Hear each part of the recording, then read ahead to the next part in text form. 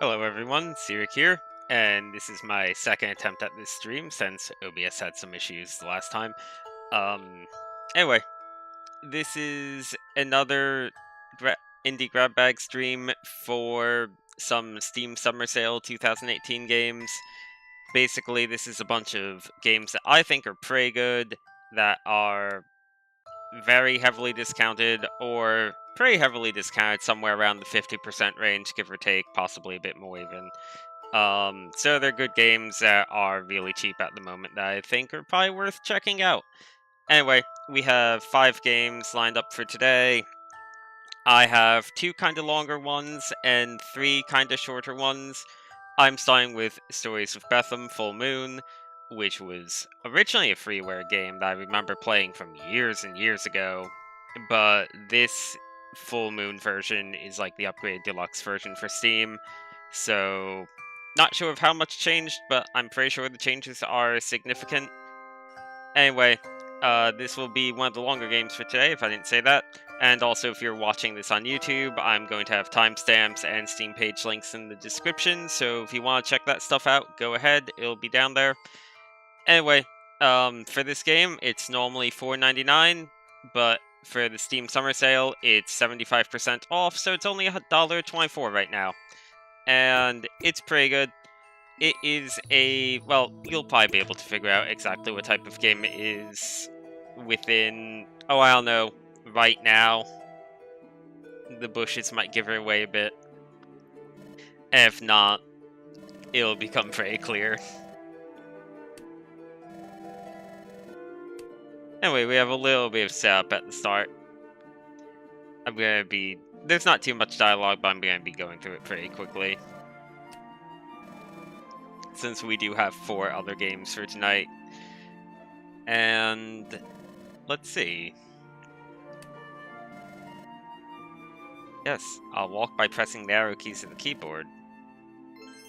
And by the arrow keys, I mean the D-pad on this PS3 controller. We have a very diabolical puzzle going on right now. Actually, what happens if I do try and leave? I don't think it won't. Yeah, it won't let me. Yep. Okay. Puzzle solved. We don't have a sword or anything at the moment. But we'll be getting one in the near future.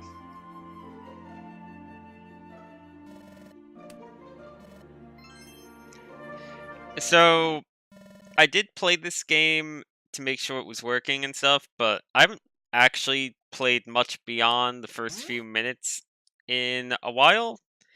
So I might get stuck on some puzzles and whatnot recently. But I don't remember the first dungeon being particularly difficult. I'm going to be playing up to the end of the first dungeon because that seems like a good stopping point.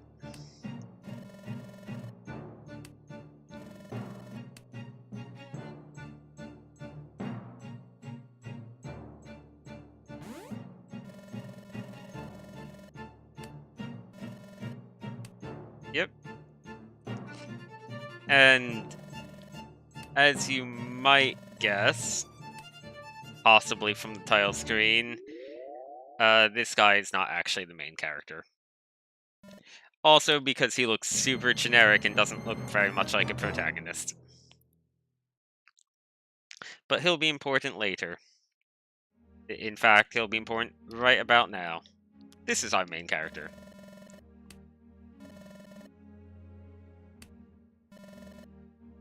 So yeah, that was the protagonist's dad, presumably.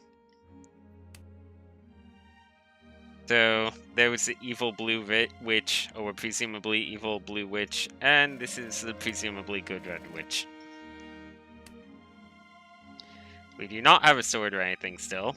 We do have 1,200 non-rupees, though.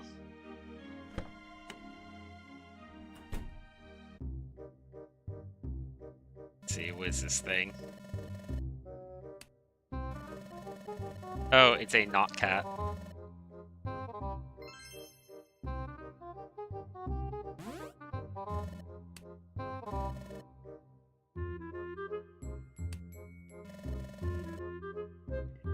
Protagonist's name is Coma. By the way, we're in the part where I haven't played for a few years, so I'm semi-blind for the rest of this game now.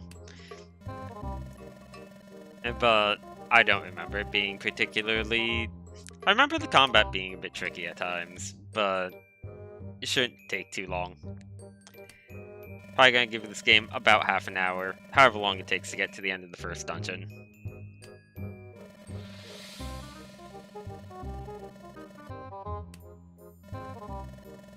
Oh, the witches are sisters.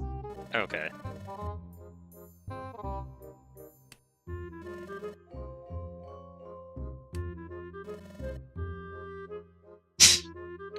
Well, Red Witch seems like she's really helpful so far. Foaming plants is very important. Yep. And shockingly, there's 8 MacGuffins.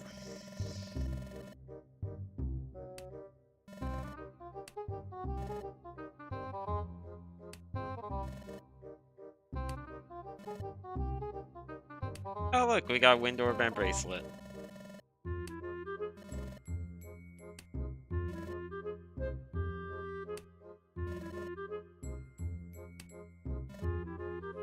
Uh-huh.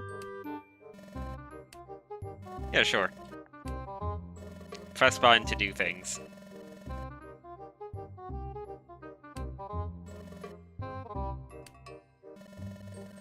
Weird reference. Also, we're broke now.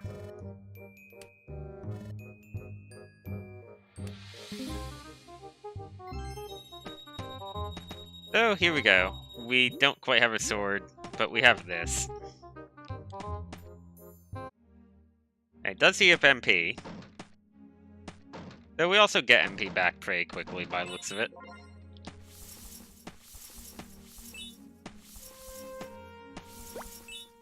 And we got 8 rupees back, just from destroying plants near her house. Is this bad? It is bad. Wow, I forgot about the scream. Oh. Oops. Can this be pushed multiple times? Nope. Sure can't. Boy, this can't be pushed at all from this direction by the looks of it. So I think I just can't do anything on this screen at the moment.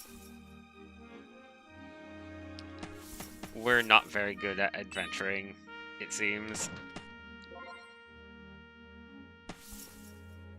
I keep almost falling into pits because I don't expect them to be there. Don't remember what those do. They might be MacGuffins for some other thing. This is a save point, though. Yeah, this game I feel didn't get really any attention, and it's a pretty solid Zelda-like, and people usually like those things quite a bit. So I'm kind of surprised that it sort of really slipped under the radar the way it did. Okay, well I can get to that at least.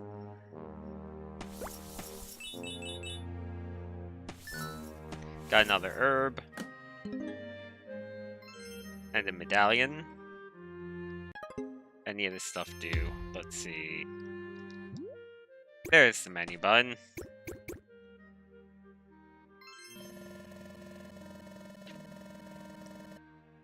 Okay.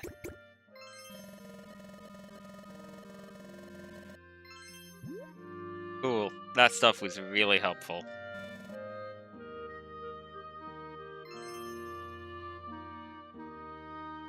I mean, Steam is a cesspool of worthless garbage, you're right. But this game came out before Steam got that bad. So... it's a bit odd. No, that thing wasn't even attacking me. Alright, so you can, I guess... Okay, so the holes kind of like pull you towards them a bit. So you have a little bit of leeway. That's neat. Almost sort of like a cartoon. Where they're just pedaling in the air above the hole for a second. Like, I think this game came out on Steam in... oh, I don't know, like either 2015 or 2016. It was a bit ago. I'll double check after the stream.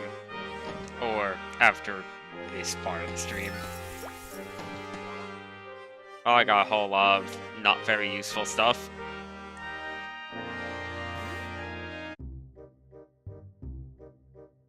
Oh, hey, it's the Red Witch. So many adjectives for us.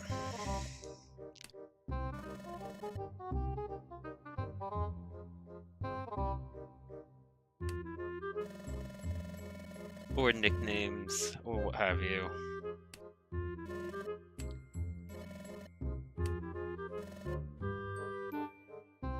That's an adjective.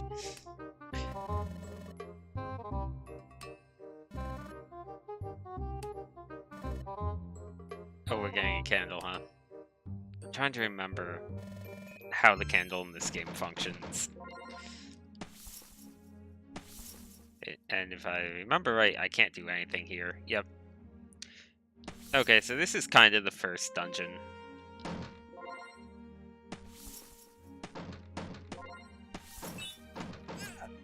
I can't remember if this is, like, relatively long or if this one's short. There's one area in particular that I want to show off.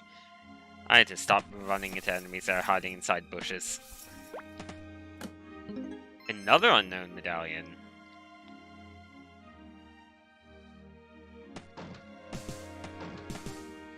Oh, and these ones are blue. You do need to be careful because even normal enemies do seem to have invincibility frames.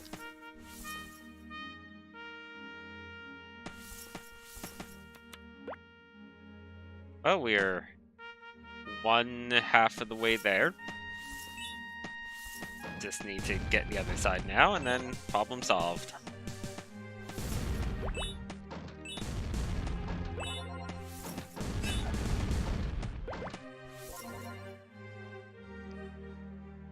Then the other side is probably not going to be that hard, considering that that side certainly wasn't. Just gonna leave all that stuff alone. Oh, I remember this.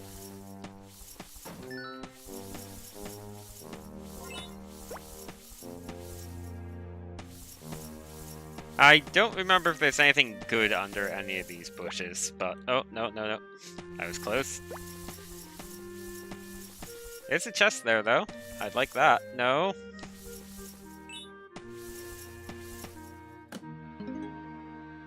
Oh, max MP up. That was nice. Considering I can't attack without it. Oh, and this is all just a massive dead end over here. So... Oh, that is all a massive dead end. Thankfully, we do have a shortcut on the left over there. Guessing I can use that to heal.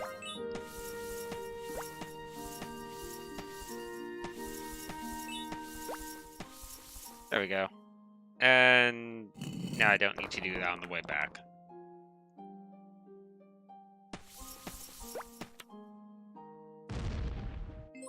Hooray! We solved the most basic puzzles on Earth. I should probably destroy the remaining barrels to make sure that there's nothing useful in them. There's not. I keep wanting to kill every enemy because I don't know, I'm under the mindset that you can level up in this game, and you definitely can't.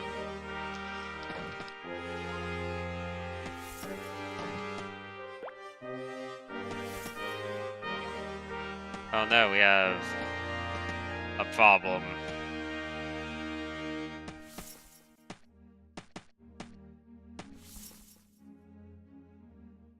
Okay, I can't actually remember the solution to this, which is a bit more of an actual problem.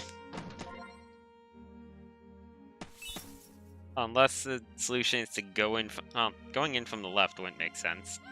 Ah, it doesn't work.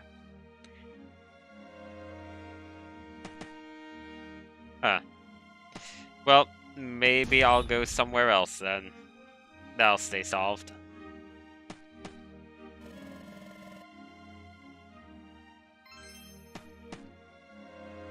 Oh, stairs let you move to upper areas, you see. I found some gems. This is just a death pit still, right? Yeah. Good to confirm.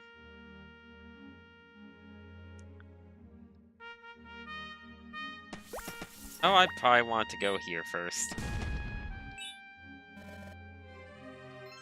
Yep.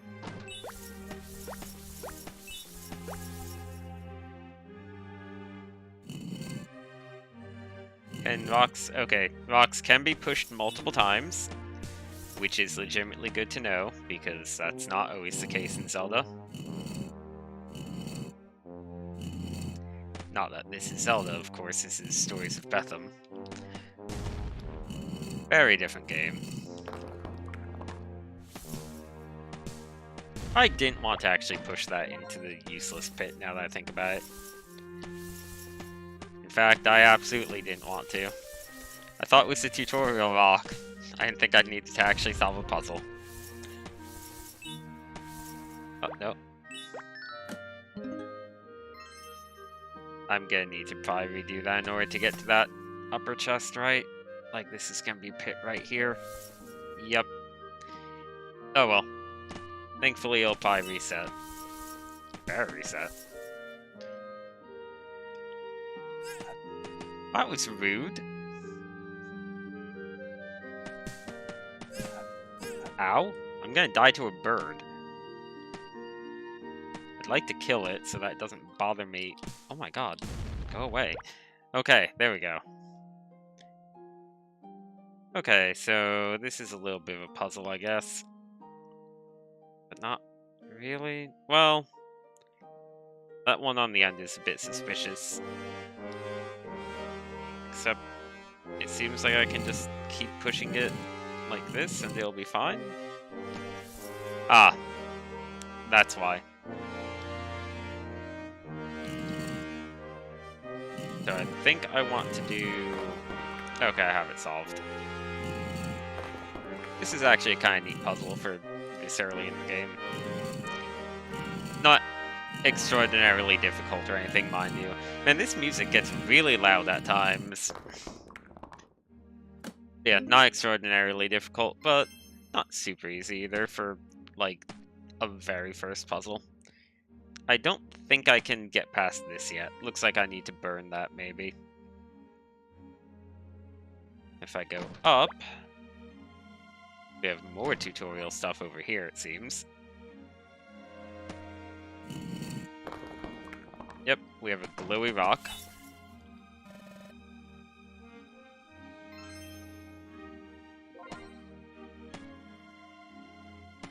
Okay. I'll get those other chests on the way back.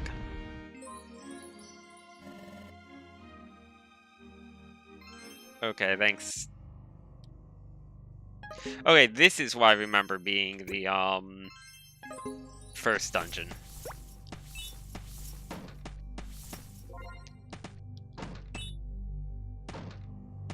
We'll never actually get those chests.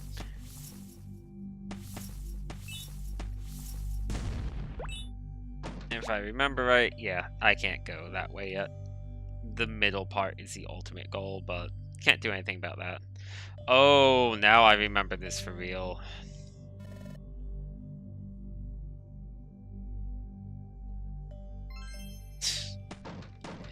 Oh boy. These things look like pickups if you're, like, not paying attention, because they're just round and colorful. Which is probably part of the idea. Can I shoot that? No.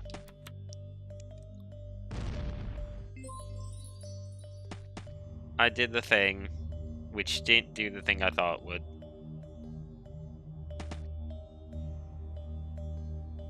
Okay. Oh, right, that's the part that makes this a bit tricky. That you can't, the wind bullet doesn't stop at just one, bush, so you do need to be a little bit careful with it. Anyway, we pushed the balloon on the fire, and that made that go away, because that's how video game puzzles work. We got a key for our efforts. I think I need to light all those other things, and that'll open the main path.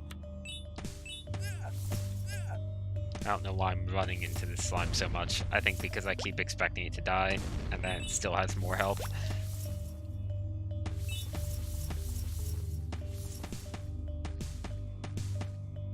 So yeah, I do have MP for this attack, but you don't run out of MP that quickly, and it recovers very fast.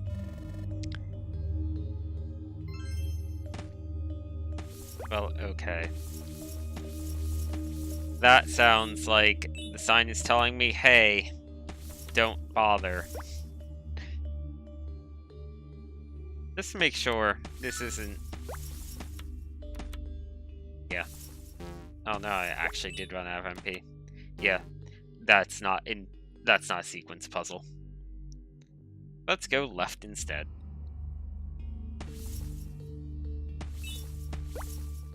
Or... oh, there's another path to the right.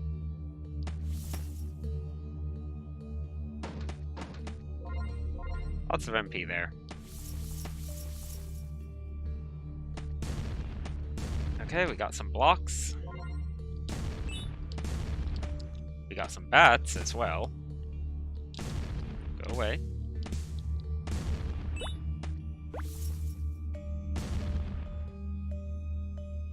Oh, that solved that. Another key that I haven't found a door for. And I believe I want to push this one first, right? Well, it probably doesn't actually matter much which one I push when. That shouldn't matter at all. Assuming this is... okay, yeah. Block pushing puzzles. I love them. And honestly, this game has some pretty clever block pushing puzzles. This one seems a little bit excessive, though.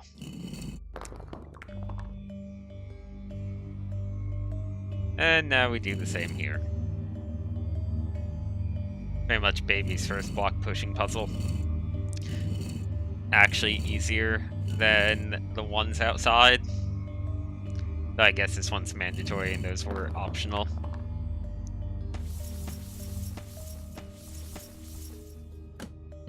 Another medallion. I really don't know what you use these for.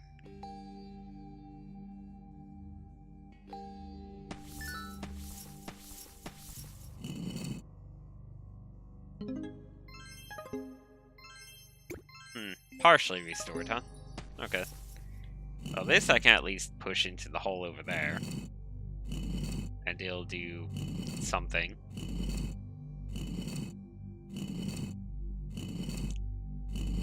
Push, push, push. Hey, a door. Shove. I think I'm not going to be allowed to go all the way here yet. Yeah, I need to light the 4 torches.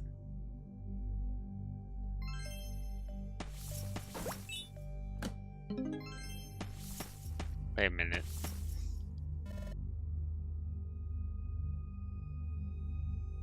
This is worded in a way that makes me feel like it should rhyme, and it doesn't.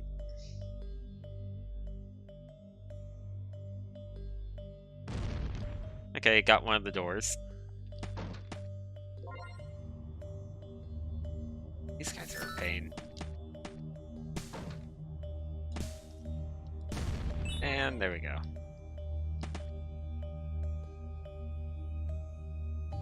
Well, the purple thing's up here. I might not actually be able to do anything from here. I can't get past any of this stuff. So... maybe the other door. That might be the way back.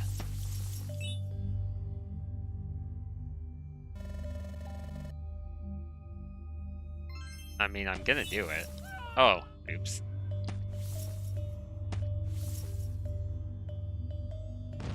Okay, so I did need both keys for this part. I can push this block into this hole and do absolutely nothing.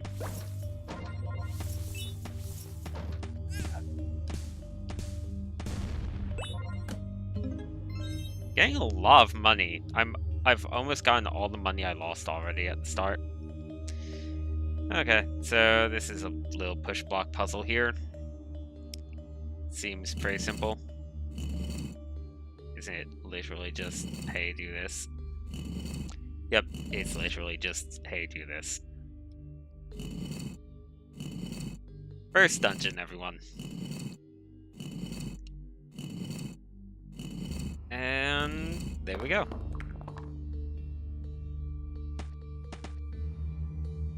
Do I need this for anything? Doesn't seem like it. Oh, and another door.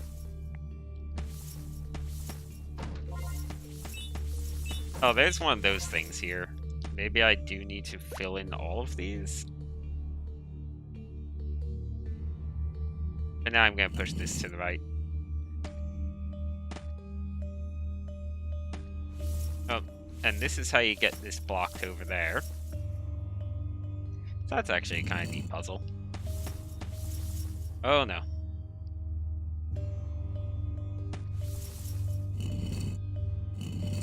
Why I want to do this, I'm not quite sure yet.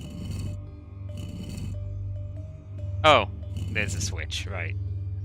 I forgot all about the switch at the start that the sign told me not to hit. That doesn't seem like a trap.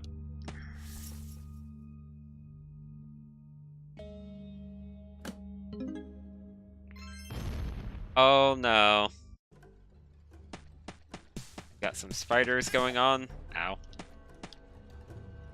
I want to focus down this one, I think. This one's just sort of hanging out in the upper left.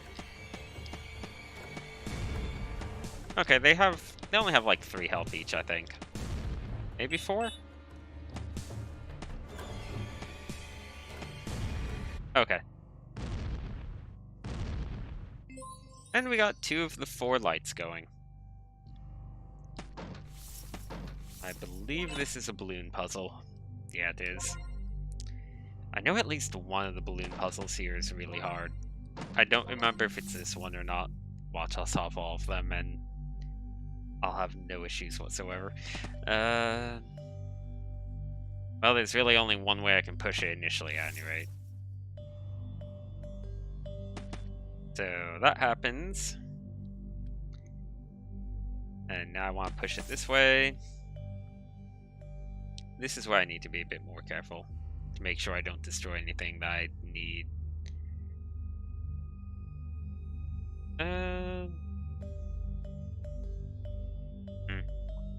How do I get to actually hit that?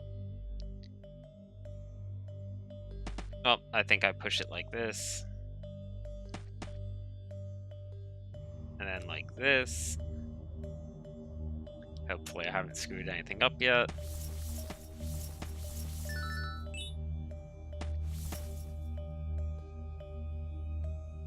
And let's just make it go around.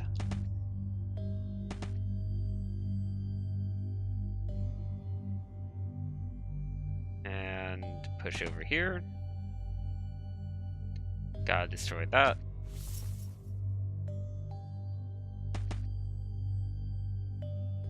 Again, try not to destroy anything that I don't have to for this puzzle. Oh, okay. I see how to do this now. There we go. I do want to destroy this bush.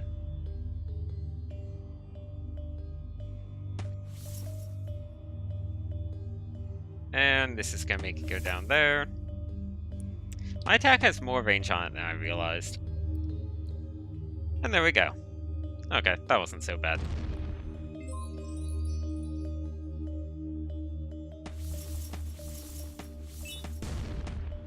Got some MP. Come on. Can't do anything about that just yet. Seems like I'm going to be getting an upgrade pretty soon. I forget what the next upgrade or ability actually is. Oh god, this is a massive pushing puzzle. It's not even really much of a puzzle, it's just a lot of pushing. I guess this is one thing I can complain about for the first dungeon. Bit too much block pushing. Not the worst I've seen in a Zelda game, mind you. I've seen much worse block pushing in other Zelda-type games, but this seems unnecessary. I hope that the thing at the end of all of this is just some useless thing that tells me, hey, you shouldn't have wasted your time. It'll be great if this chest is just empty or has, like, a gem in it. 200! Okay, it was a legitimate good amount. And I guess I'm happy that was a good amount, right?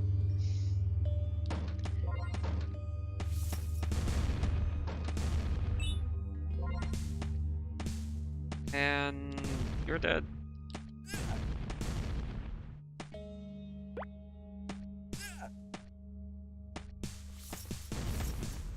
We got sort of a yellowish orangish one.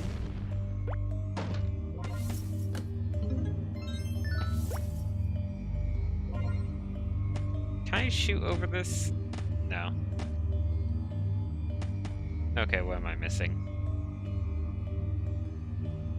Clearly I'm missing something.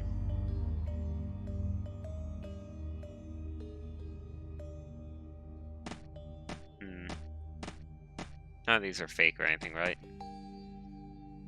Unless now I need to backtrack to the other room? This might be a multi-room puzzle.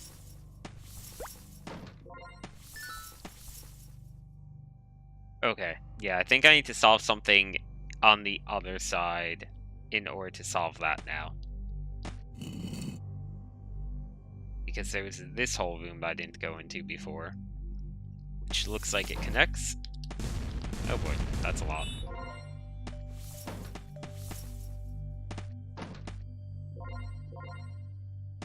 Oh, I'm pretty much up to full MP now. Yep, okay, so this one connects to the other one.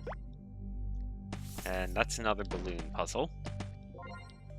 I'm guessing they'll open up this so that I can hit those switches and do... oh boy. And do something about that. Just getting rid of all of these ones on the sides at the moment. Oh no. Nope. And I may as well grab that. Okay, I think this is the big puzzle that I remember being a bit of a pain. It's probably less about knowing which bushes to destroy or not destroy, and knowing exactly where you can hit the balloon from. So, for example, I want to do this. And this, because that's all I can do. Actually, that doesn't help at all, does it? Well, it kind of does. Okay.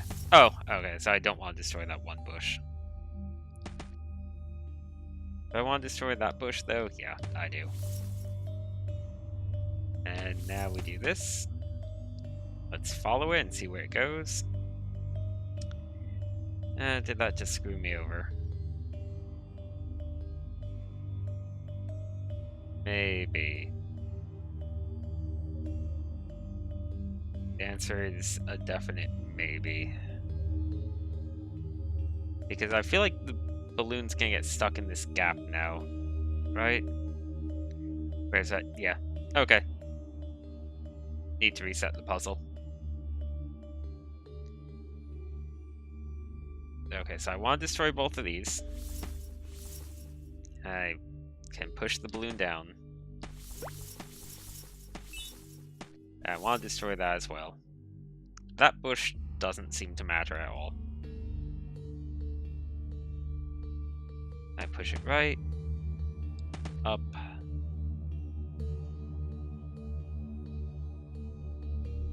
Oh, I didn't need to do all that. I just need to push it to the left. Whatever. And now I follow it again. And it goes over there now. Now I push it down. Right. And up. And there you have it.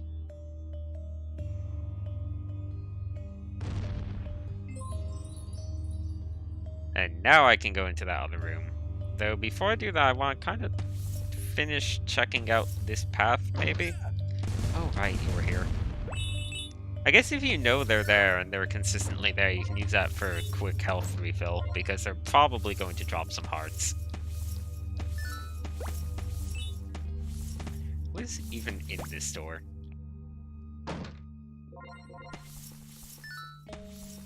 Okay. Let's destroy all the things I don't need to push. There's a lot of things I need to take care of.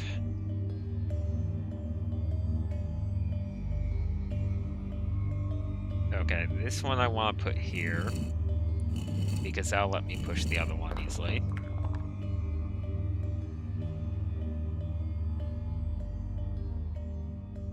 I'm getting rid of the easier ones first, I think.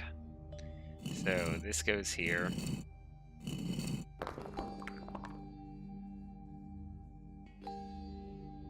Now, this one is going to need to go...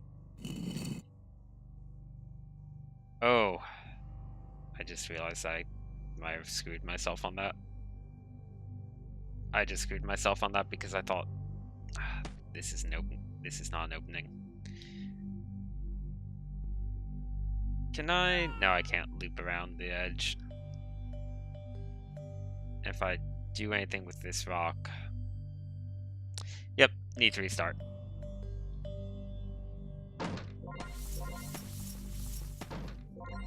Okay, I do want to do this first, because that one's sort of a given.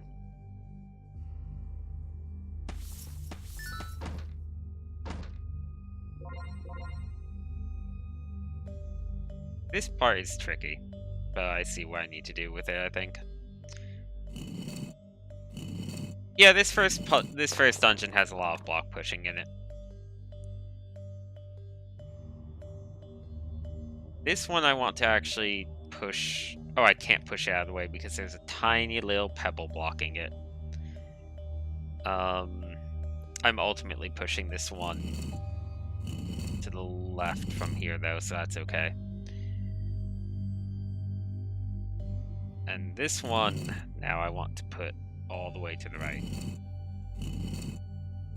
I feel like they could have made the block pushing a bit more fluid, because right now the main issue with the block pushing is, like, there's this whole animation where you wait through it. There we go. There we go on that. And there we go on that. And now we can finally get this very, very last one. And this, I think, is a pretty neat block pushing puzzle. This one's actually a bit on the tricky side. The ones before this seemed overly easy. And my prize is a key? A key.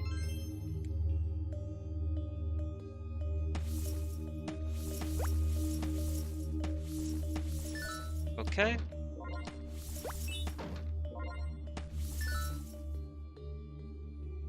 And now, do I have a dungeon map of any sort, by the way? I'm not sure. Yes, I do. That's handy. Don't need to find or anything, you just have it. So now this is all solved. Glad this game doesn't reset anything other than, like, once you solve a puzzle. Now I can hit that. And this, and that presumably is all for the sake of, yep, that. That's what, 3 of the 4? And trying to remember what the boss of this place is like.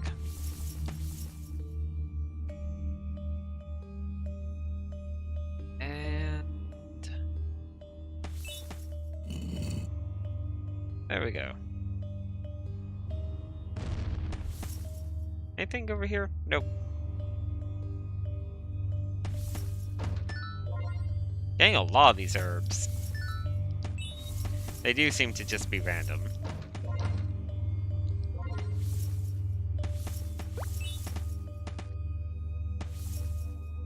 Okay, well, guess this is a test in basic controls. And it was for a life flower. I think going right would just be that one room that reconnects, so let's go left instead. I think this is the final balloon puzzle, and this might be the one that I'm thinking of that's on the harder side. Yeah, this seems tough. Can I push this from here? No, I can't. So the only direction I can push it initially is... I don't think I can push it down either, so I can push it left. And let's see, I probably want to ultimately push it against... Okay, I think I solved it, actually. Here, assuming I can hit it in all the directions I want to. Oh, I probably can't hit it from here, can I? Oh, what am I saying? Duh. Go left. Now go right. Now it can go down. Now it can go left. Now it can go down again. There we go. That's actually kind of neat puzzle because it makes you very aware of the distance of your weapon. Like, a lot of the puzzles here, the balloon ones especially, but a lot of this dungeon seems to be designed to make you aware of exactly how far this wind thing can go. I don't know what all of these medallions are for. That was apparently just another side thing. These feel like collecting mini medals in Dragon Quest games.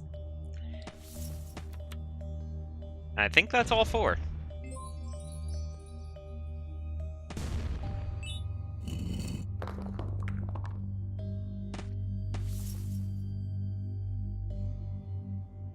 And that should, yep, even get a cutscene for it. I should probably save.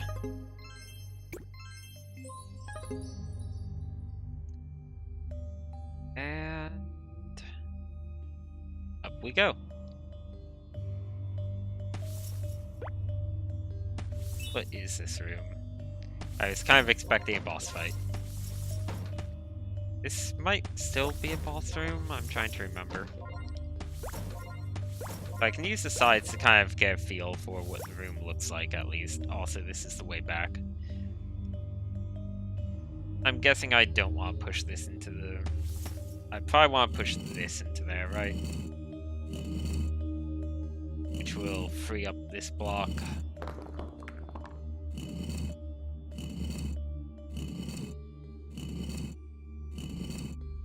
But do I want this block right now?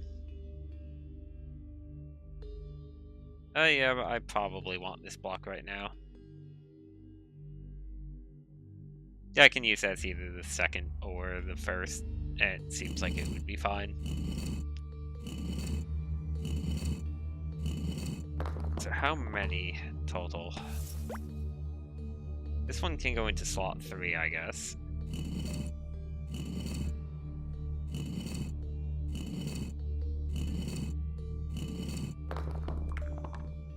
And then this one I can push into the second slot.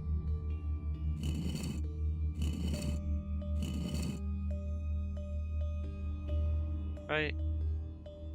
Yeah. This puzzle seems easier than the puzzle I had to do for the one torch, to be honest.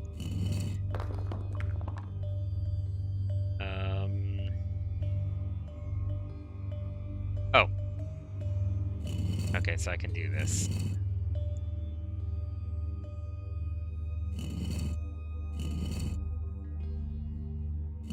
I guess the trick here is learning which blocks are the ones that you need and which ones you can pass up.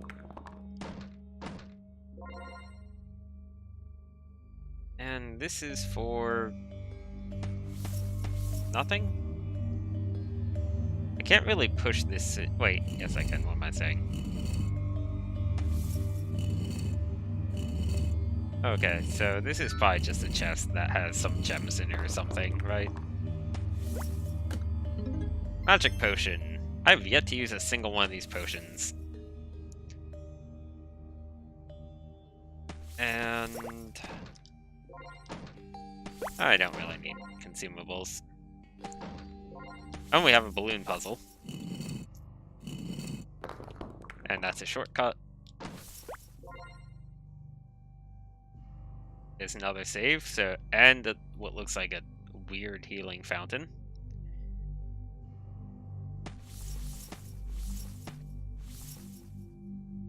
Okay, this shouldn't be too bad. Famous last words, but whatever. Oh, I can't easily hit the bush from this side. Can I hit from the other side? No.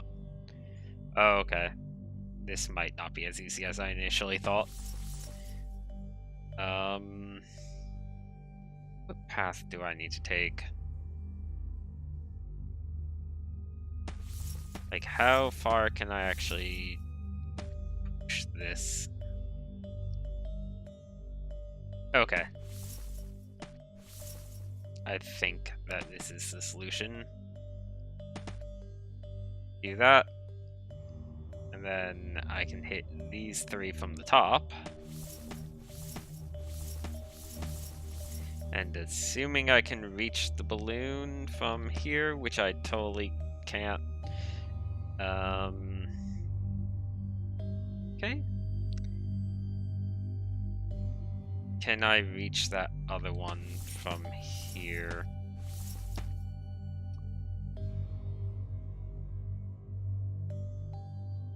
Might have a bit of a problem. Okay, well, I need to do this. And then I need to push the balloon back up, I guess.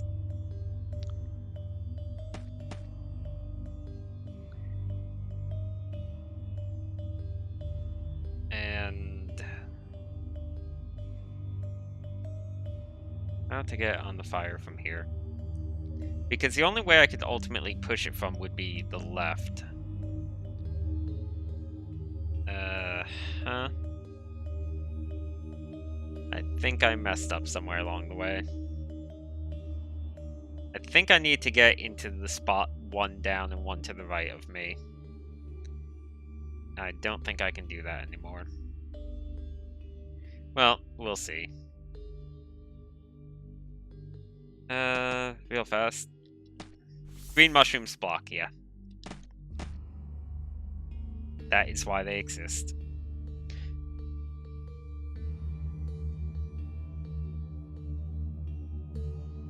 The one thing I can think of is maybe...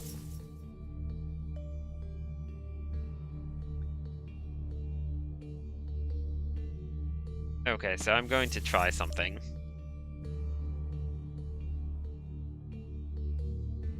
Let's see if this works.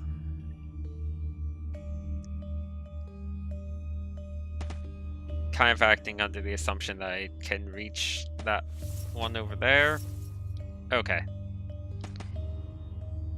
I can still make this work.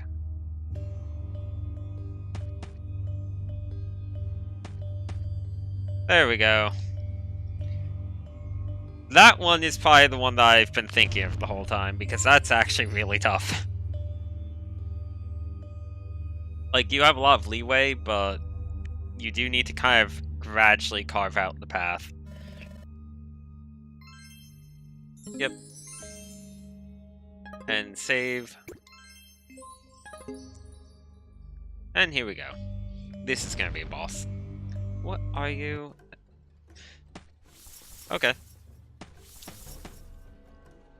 I didn't seem like my attack did anything to it.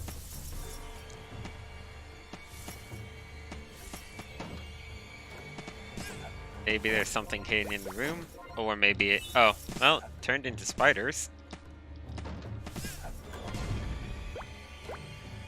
I'm guessing all these things on the side are just here for my sake.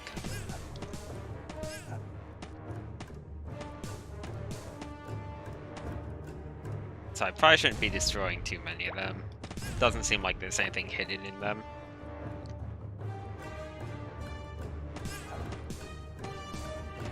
Oh, I'm practically dead already. Okay. Okay. So basically, I think I just need to survive a bit, then he summons spiders, then he becomes vulnerable. Yeah, because he's not vulnerable at all right now. Oh, he turns into the spiders. You know, boss, if you just went turn into spiders, you'd never die. I really didn't want MP up from that. I kind of want help. Okay, so now that I know the flow of this fight, it's not too bad, though. Spiders are a little bit tricky, because they have kind of the same attack I do. I think I might outrange them slightly. Oh, wow. Only need to do 2 rounds of it. I'm used to the Zelda trinity of rounds. Let's take the side ones first. That's a lot of money. I get the feeling I won't be allowed to keep all of it.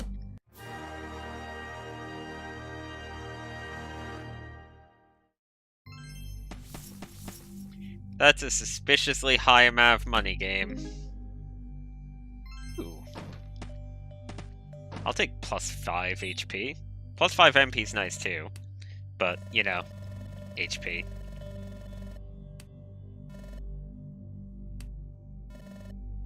Uh-huh. I'm sure she'll definitely let you keep the gem's protagonist, whose name I forget. Something with a K or an H, I think.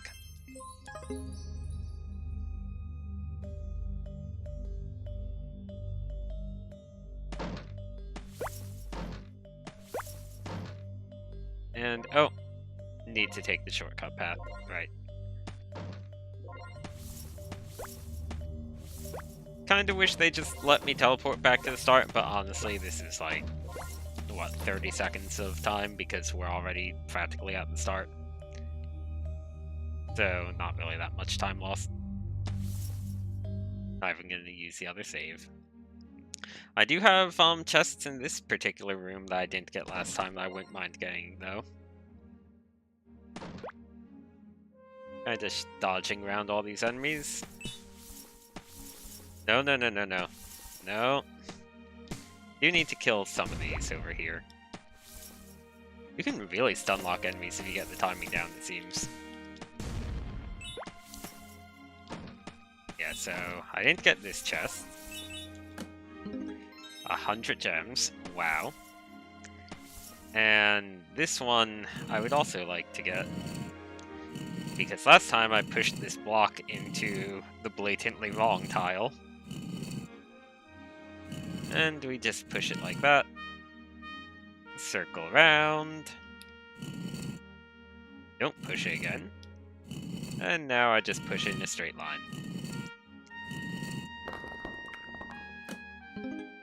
Happy candy. What does happy candy do? Okay, yeah, it's just a straight up drug. That's what I was thinking with the name, but I'm glad it's also canonically the case as well. Still can't go that way.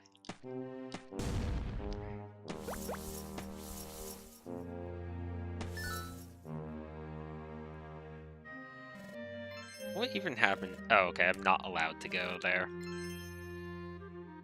Fair enough, game. Fair enough.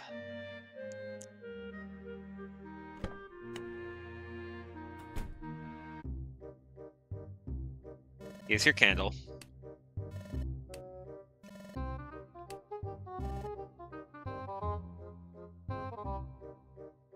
That is a weird way of saying damn it.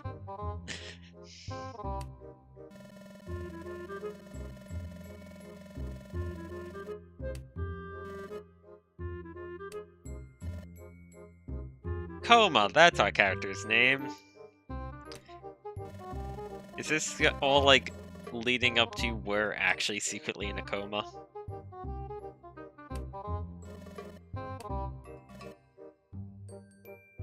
Hmm.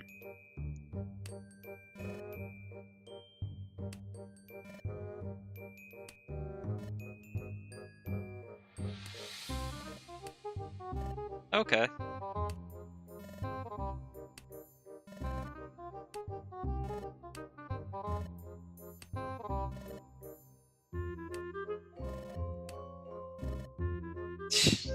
Very convenient.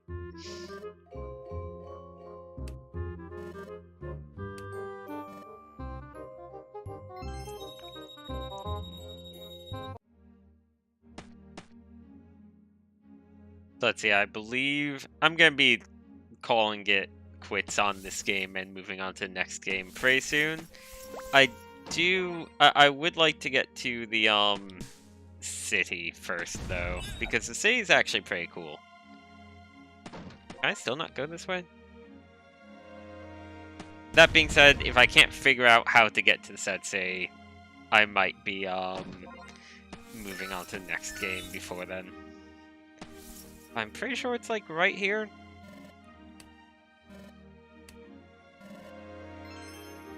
Oh, this is okay. Oh, there's a whole thing leading up to the city. It seems like maybe. Okay, let's go to the next save point, and then we'll move on to the next game, because I've been doing this one for about an hour by the looks of things.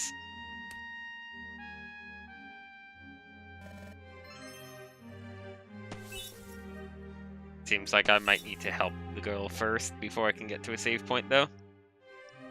Oh no, crabs.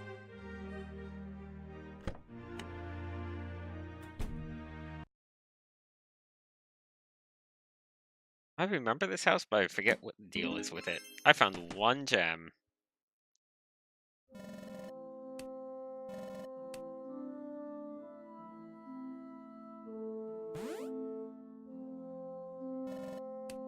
Uh-huh.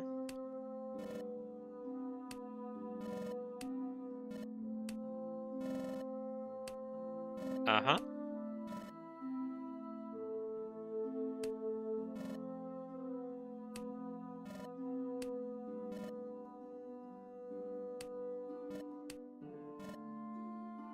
Yes, all the happy candies. Sure. Oh my god, there's 40 of them in the game. I have one.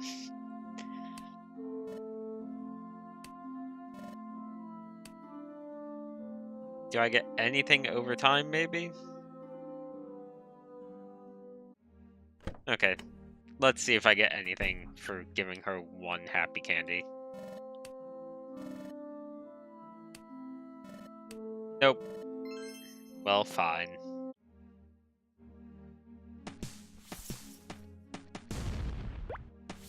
No. Looks like I'll be getting some sort of bomb thing soon, judging by the cracked wall in the back there. Red pearl. What?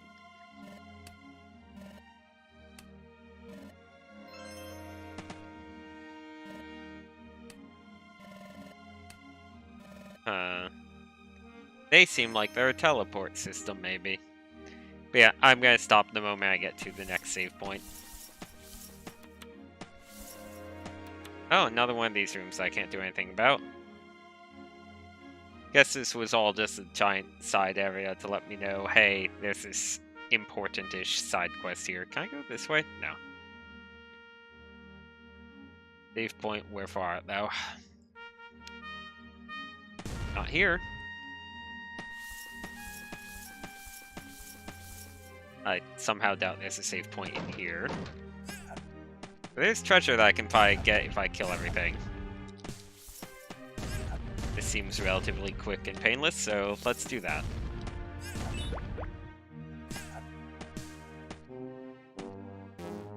Oh, I'm actually running out of MP. Because I keep missing. Why am I missing everything? My accuracy has just plummeted in this room. And I get that these are pretty fast enemies and the bats are kind of random, but still, they're not that random. And my prize was... Oh, okay.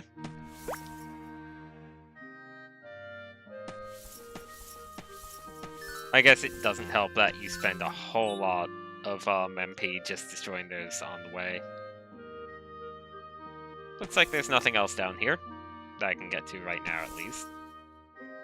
I can get to this. 20 hold trims. I almost called them rupees, but clearly that would be wrong. I don't want to die to a bird. Oh no, my health is actually looking a little bit grim.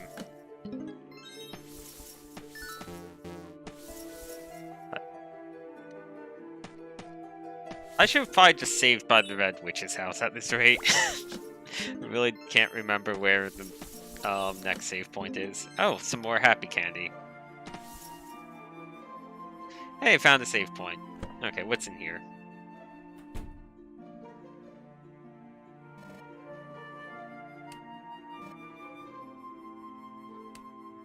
Uh-huh.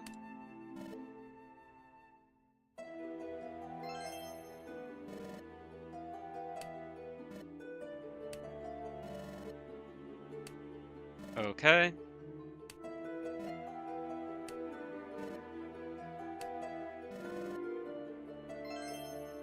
Well, fine.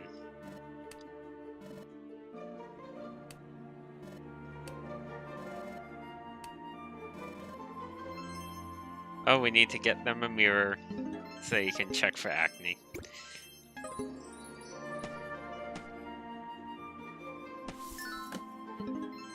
Okay, let's go ahead and save. And let's move on to the next game. Such Stories of Bethem Full Moon. I like it. First dungeon definitely has a bit much in the way of block pushing, but I don't know. If you like Zelda-style games, I think it's a pretty good one, and it's dirt cheap at the moment. And it's pretty lengthy by the looks of things. Like, I only got 1 out of the 8 MacGuffins, and there's a billion side quests.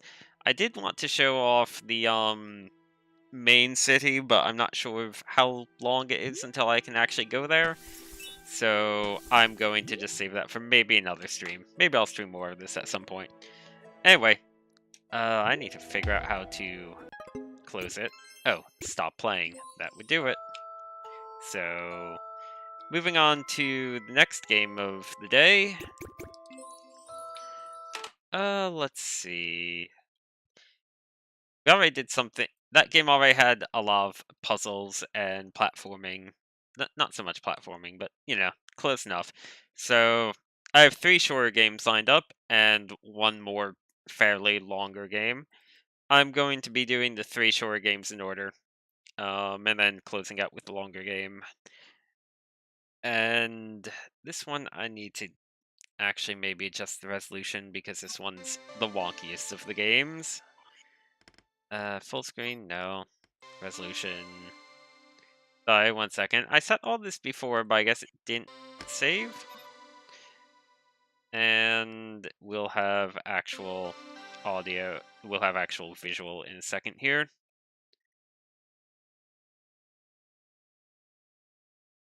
Not that. There we go. There we go. For real now. I just want to click off of that. So this is Dark Old Sun. This is a shoot 'em up, and it is normally $4.99. It's currently $1.24, 75% off. This game is weird.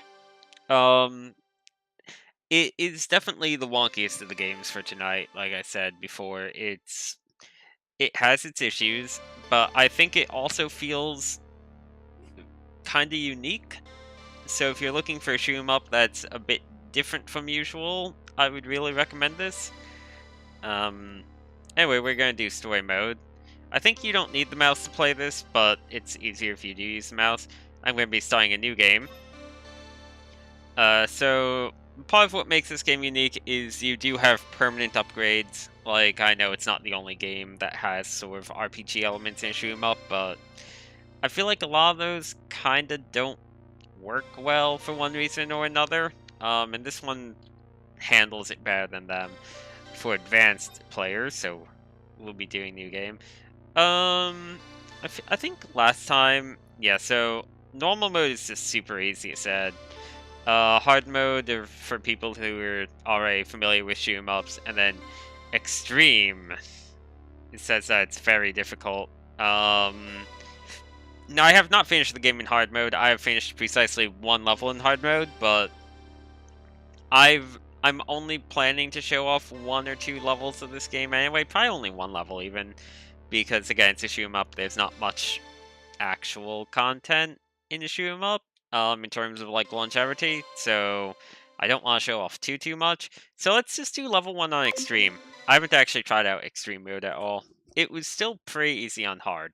So let's see how hard the highest difficulty is. Also, this game does have story. The story stuff is actually pretty interesting.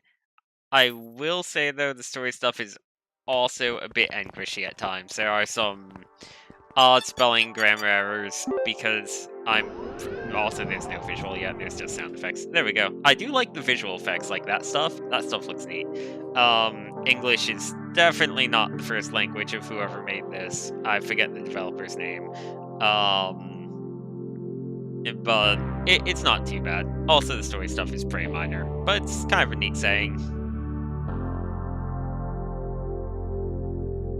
Like, it was been so long since we last smile.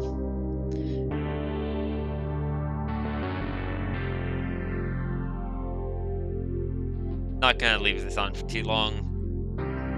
That was also symbolized, spelled wrong.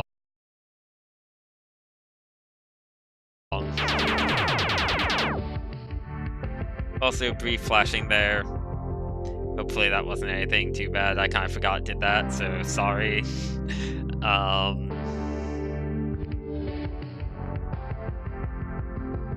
Anyway.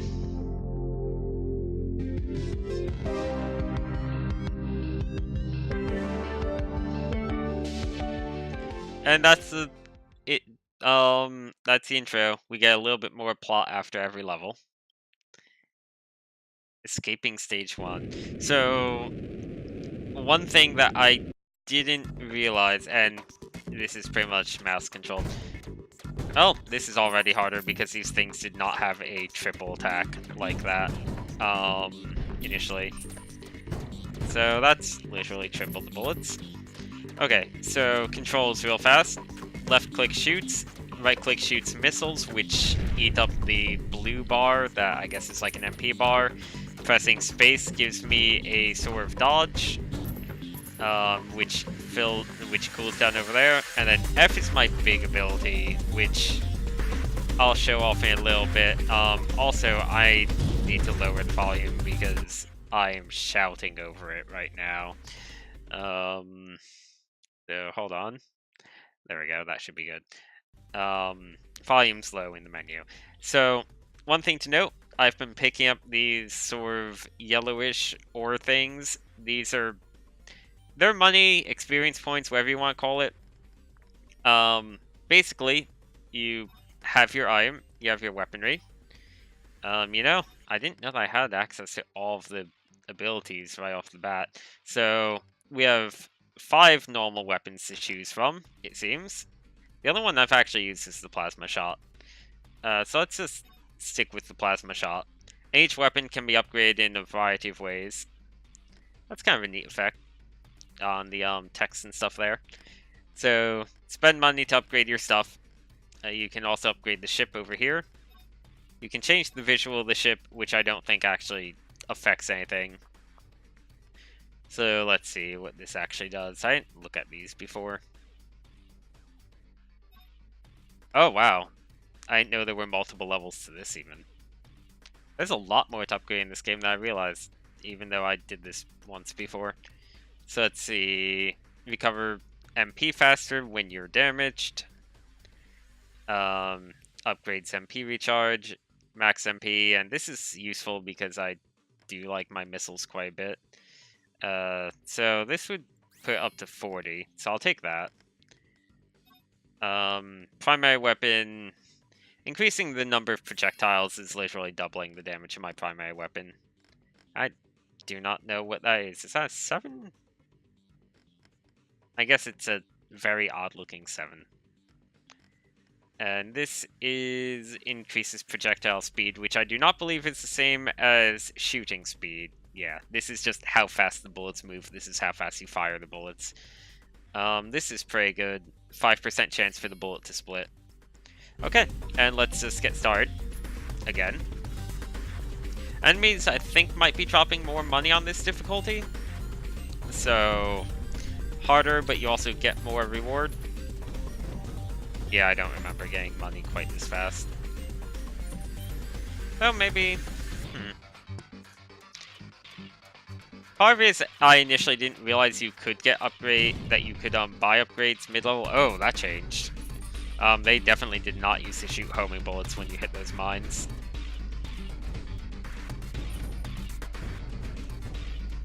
So yeah, I'd say that this feels about right for difficulty.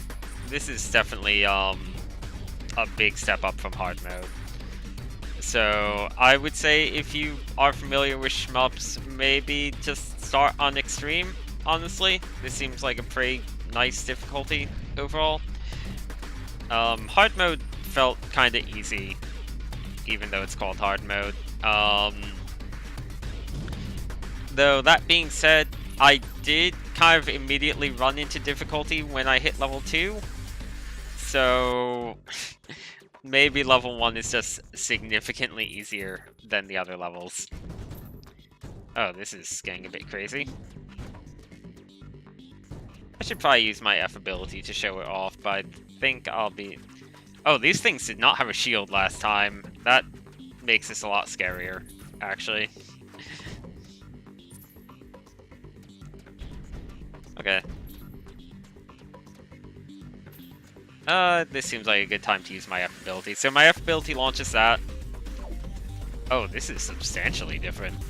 Okay, so, good to know. Didn't know this going in at the moment, but yeah, it seems like there's legitimately... Oh my god, I died? Wasn't expecting that to happen. Sorry.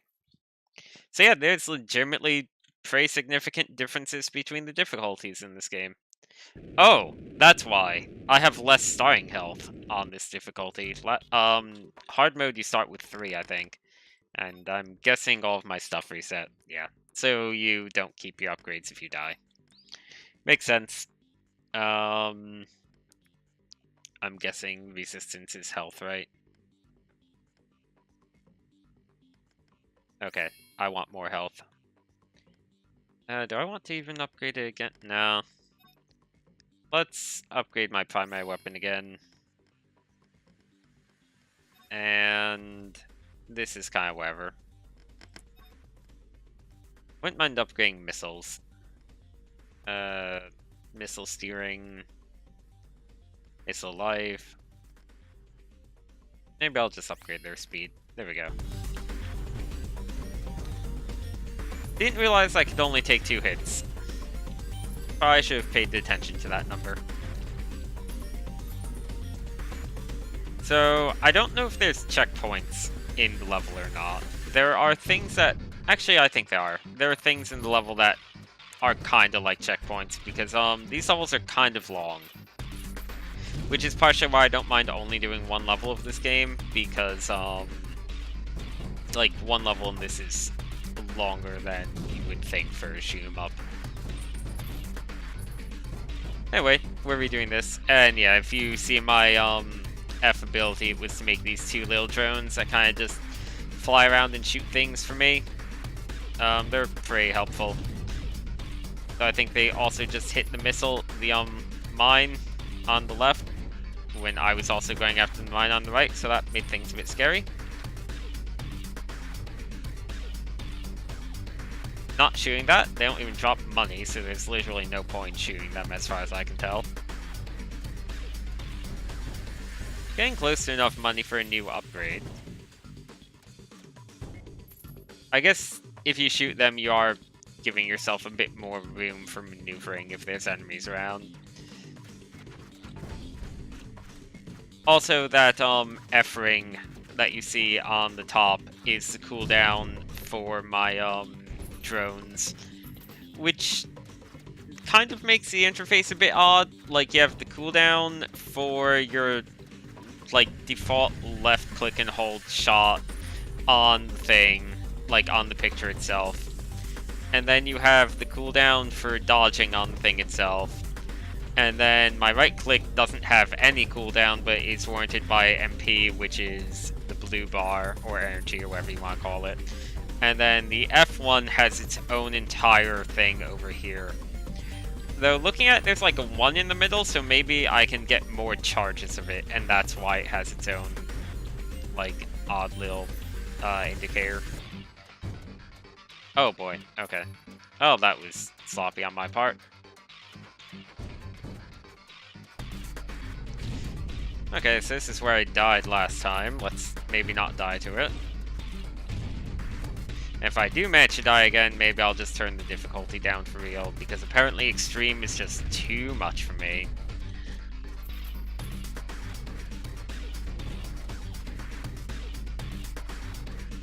I'd like to kill one of these, please. Thank you, game.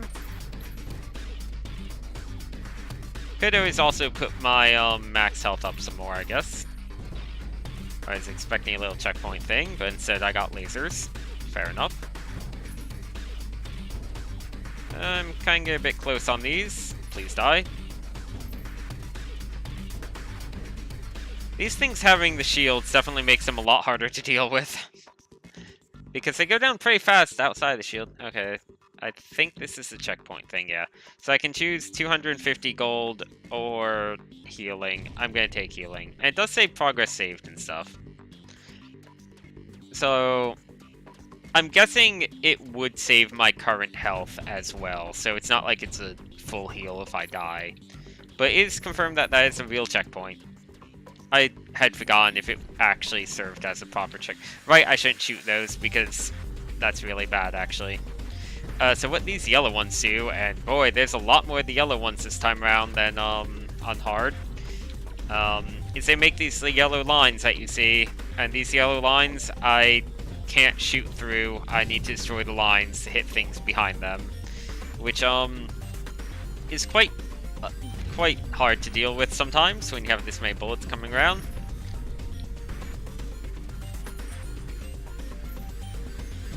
Okay. So yeah, like I said, this game seemed pretty on the easy side, even on hard, but yeah, extreme seems like if you want an actual challenge, extreme seems like it kind of has that. So that's good. I think it either has 5 or 6 levels. Like, the level count isn't massive or anything like that. It is one of the lower level counts, but you see, this is all still level 1. Like, the levels go on for a while, and they change things up enough. Oh no. This is actually a really nasty combo. Like, the general layout is roughly the same as it was on hard, but things like those having shields, more of the colored mines, and enemies just giving a lot more bullets. Oh, why did I do that? So this thing sucks. It's a gravity well that makes a bunch of bullets, and that first round of bullets that went in a really weird pattern, they do not do that on hard. They only do that second one that is like a bunch of bullets in a nice circle slowly going towards it, which is much easier to dodge. What is this? I don't remember this thing at all. It must be pretty different on this difficulty. Seems like a mini-boss. I'm curious to see how the actual boss is also. Well, I'm at full health, so I can get the money. Speaking of which, I probably want to spend the money. What do I want to spend it on? I guess I can also try changing my weapon. Like, weapons where I try circle shot. Projectiles that cycle the ship with defensive purpose, can block enemy shots, absorb energy in the process. Well, I don't like that. Like, spread shot seems kind of nice, maybe. Oh, it is a close range one.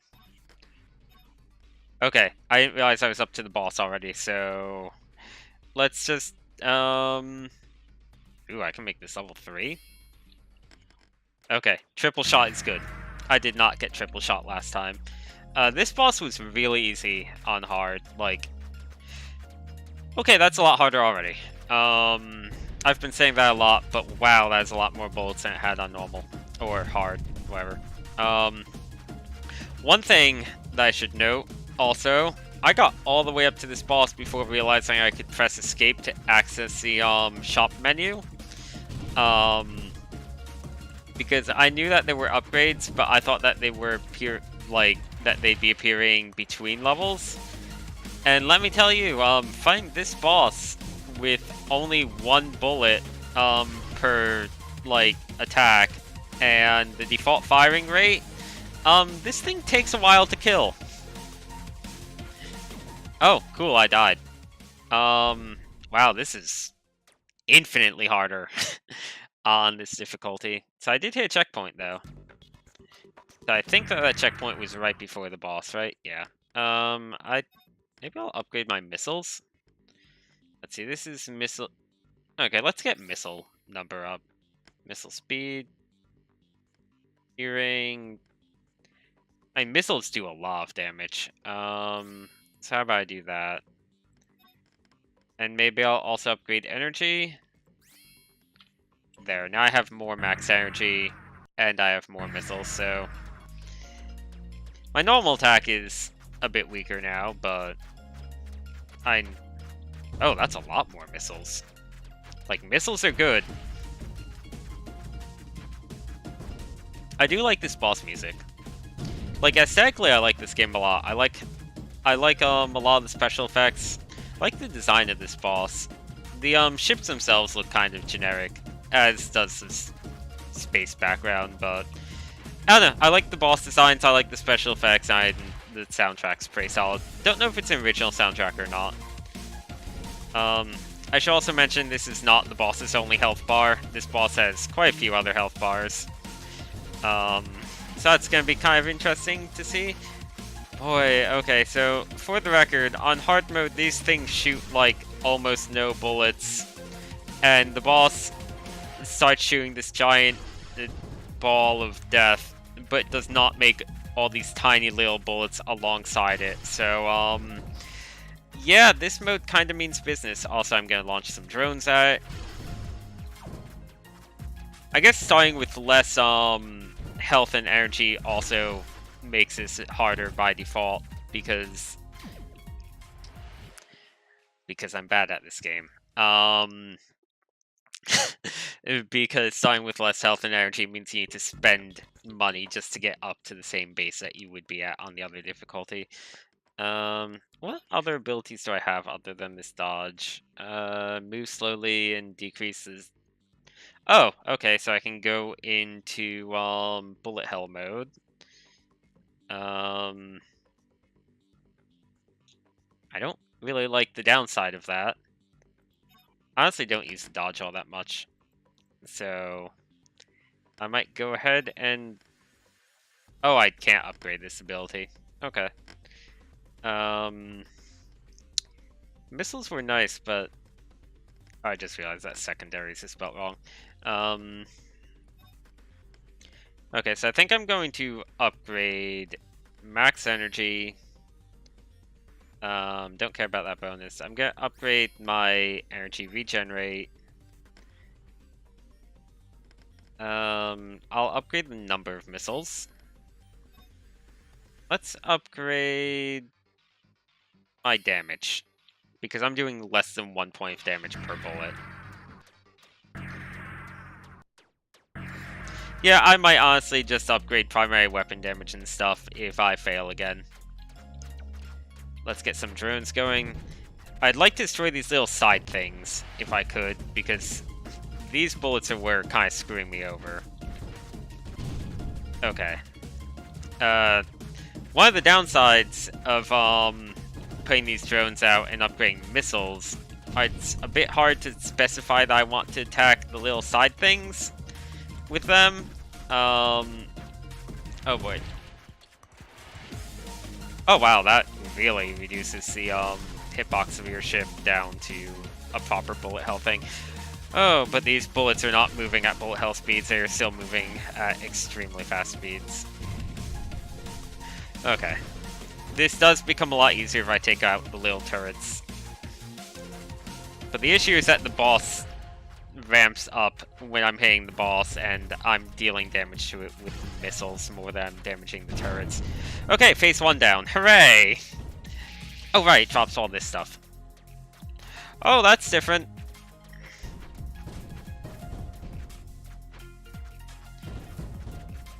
Okay, so I like this game for its wonkiness and stuff from when I played it on hard, but I'm legitimately enjoying this a whole lot on this difficulty. So yeah, this was a this was a decent recommendation for people who like weird stuff and want something different initially, but I'm gonna say this is just really good if you like shmups. If you want to play on Extreme, like, this is very solid design on Extreme. I feel like I should go into my menu and change to my charge, because that would be better. Yeah, I like the versatility of the ship, and I can see it reminding you of Gradius, but I will say it's a lot better than Gradius because you get to keep the upgrades! Because screw dying in Gradius. Wow, I have spent more time on this game than I was expecting to, because I've been failing so much on this. You know what? Let's just go all in on upgrading my primary weapon a bit. Still only 2 bullets, but I basically doubled the damage of the bullets and their speed, so that should function. My god, I really am shooting so many fewer rockets with that. I'm gonna give this boss like 2 more attempts. So destroying these outer turrets does still hurt the boss a good chunk. So you can't just pick them all off before the boss moves on to the next phase. And I'm gonna maybe keep this fast dodge for the time being. Come on, turret. Okay, there's only 1 turret left. Oof. That hurt. I'm trying to save my drone for phase 2. Because the drones help a lot. There we go. Energy refill. Oh, I should get away from it. I don't know if the drone attack power is exactly equal to me, or if they're just kind of mimicking me and have their own stuff going on. I should also look at the alternate F abilities, I guess. Okay. This is scary when the boss starts moving like that, but I guess that you get plenty of time to dodge. Like, I think the trick is to just not freak out when the boss moves, and to just sort of start drifting in the general direction that you know it's going to move in. The zigzag pattern on this bullet current, though, is scary. Okay. I'm pretty sure it has 1 more health bar after this. Maybe not. Maybe it's just that this 1 health bar is multiple phases. I think this might be the final phase. Though who knows, maybe the boss does get an entirely... Oh boy, I don't remember doing this. I'm pretty sure I would have remembered the bouncy bullets if I had done anything remotely this bad on the initial version. Oh man. This is rough. Especially since when I don't have the bullet hell dodge going, my whole ship is a hitbox, as far as I'm aware. So yeah, initially, yeah, this is how the boss ended the first time. And then it explodes off screen. I think it's still, you can still kind of die to it when it's circling around like that. Okay, no secret additional phase. That was tough. So yeah, this game only has 5 levels, I think, but like, you see, that level, like, levels are pretty long. That was a long level. And on the highest difficulty, they're hard. There's also like a challenge mode, where you can do little mini challenges. I haven't tried that at all yet. I might try one thing in that fast before moving on to the next game.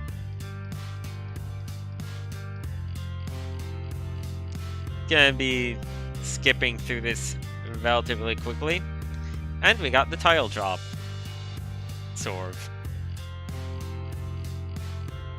Basically, there's a small sun, and it's dark and it's old, so they called it the Dark Old Sun. It and it's a source of infinite energy for humanity.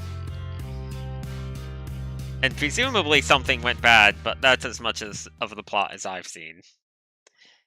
So stage 2, got really hard really fast, so I'm gonna just show a little bit of this.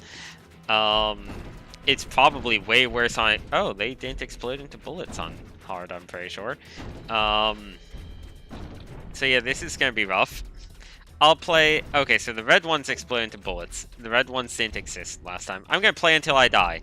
And then we'll do a quick challenge mode to see what that's about, and then move on. You know, maybe having drones that attack anything indiscriminately wouldn't be the best of things to have right here. Thinking on it. Okay, I actually screwed up in that asteroid field pretty hard the first time around, so I'm blind from here on out. Don't even have, like, easier versions to go off of. I don't know why I keep attacking the red ones. I should really just let them fall away in peace. But you can also see that, like, the way the game plays has kind of shifted pretty substantially already, right? We're putting all these red ones here, so I'm supposed to be hitting them, but, like, it's actively bad for me to do so.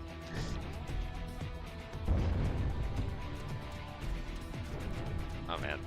Upgrading the primary weapon definitely seems to help a lot.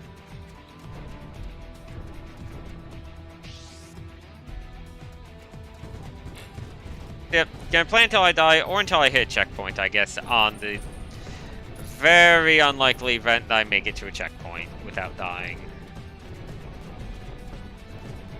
This is a lot. Oh, there's a money asteroid, but I can't really... Oh, I actually managed to shatter it.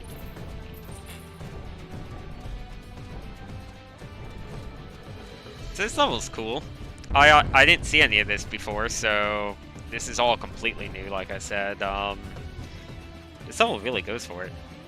Like, this is so different from the first level already. So it does make me curious as to how they'll change it up in the other levels. Oh, why did I want the money asteroid. Uh-huh.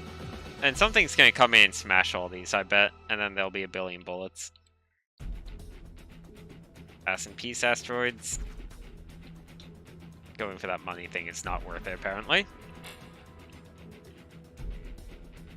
3 more. Oh, no, it's just a hailstorm. I'm wrong. Oh, God. This is less than ideal. Like, I don't think I get points just for, destroying asteroids, right? Like, I only get them... Yeah, I'm not getting points just for attacking it. Uh-huh.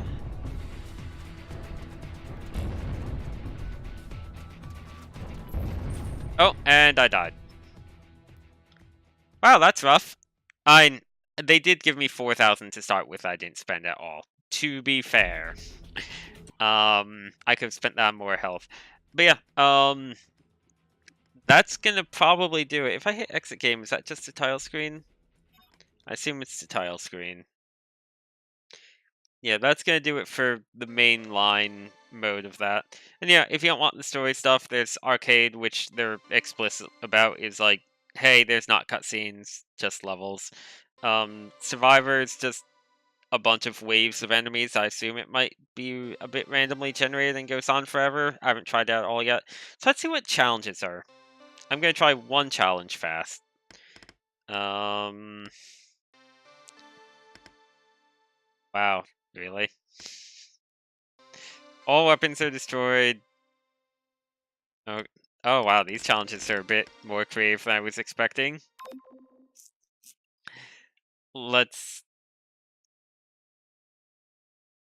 try this.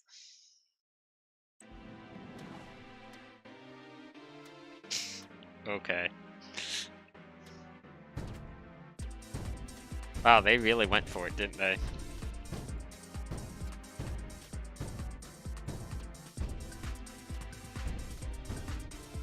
Huh, I was not expecting the challenges to be weird stuff like this. I should probably not let that one get that close. Well, there goes all my cover. Oops. Took some damage. I don't think there's any actual reward for, being the challenges, mind you. Oh, I'm just failing this. Yep. I'm bad at Space Invaders. The giant UI is a bit of an issue in that mode. I mean, and it goes away, like, when you go over it, it does fade away, so... But it does kind of block this when you're not there. I'll give this one more shot.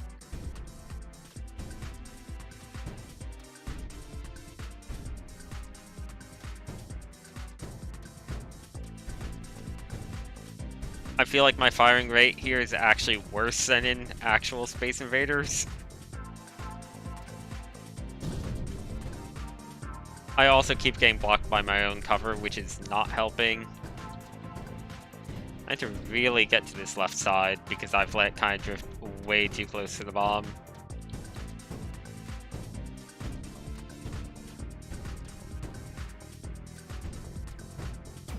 Oh. Okay. That's enough of this.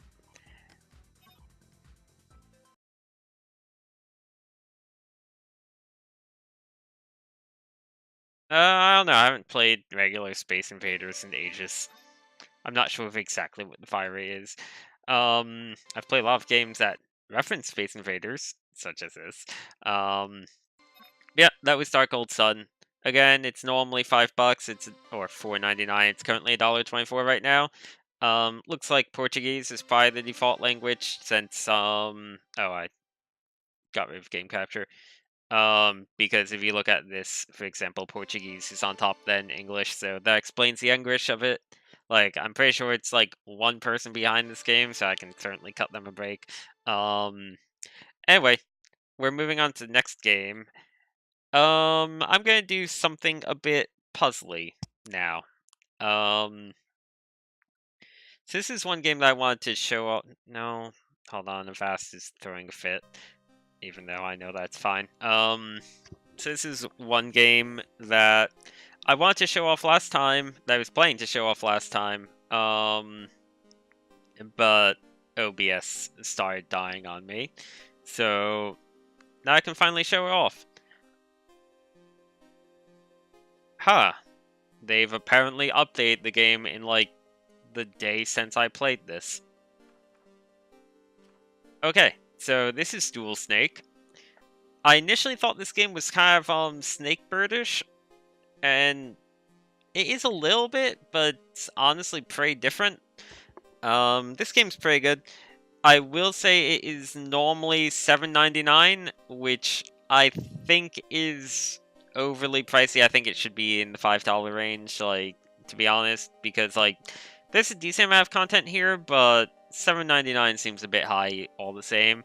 But thankfully, right now during the Steam Summer Sale, it is 80% off. It's $1.59 at the moment. It is absolutely worth $1.59 as far as I'm concerned. It's worth more than that, really, but, you know, set a discount.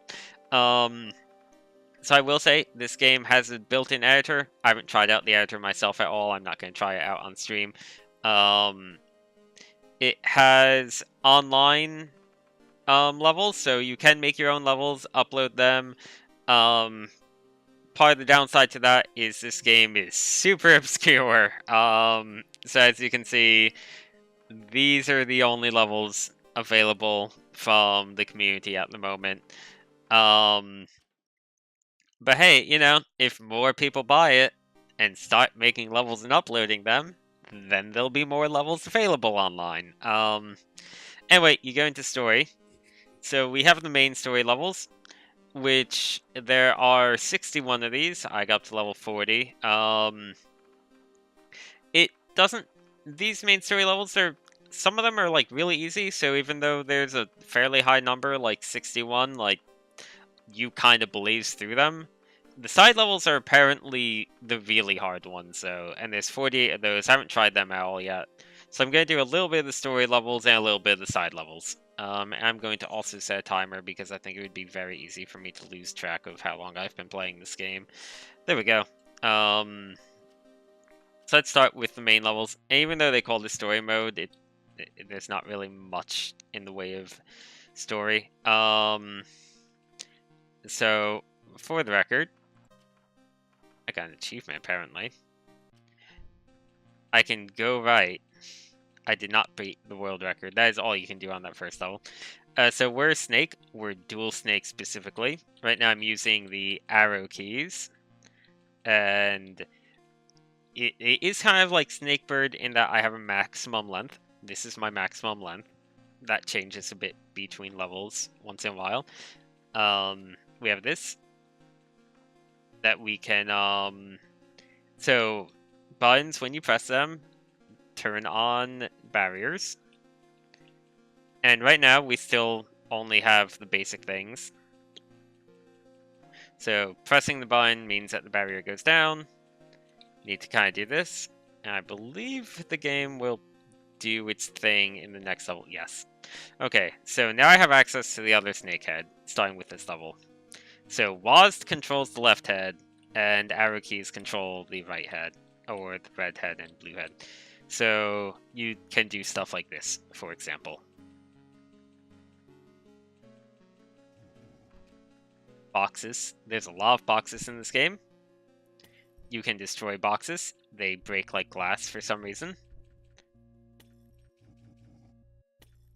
And you can do stuff like this. Hey, I got a medal. These control gravity. So as you can see, like I said, there's like 61 levels, and some levels kind of just fly by. Like, as you can see, levels really fly by.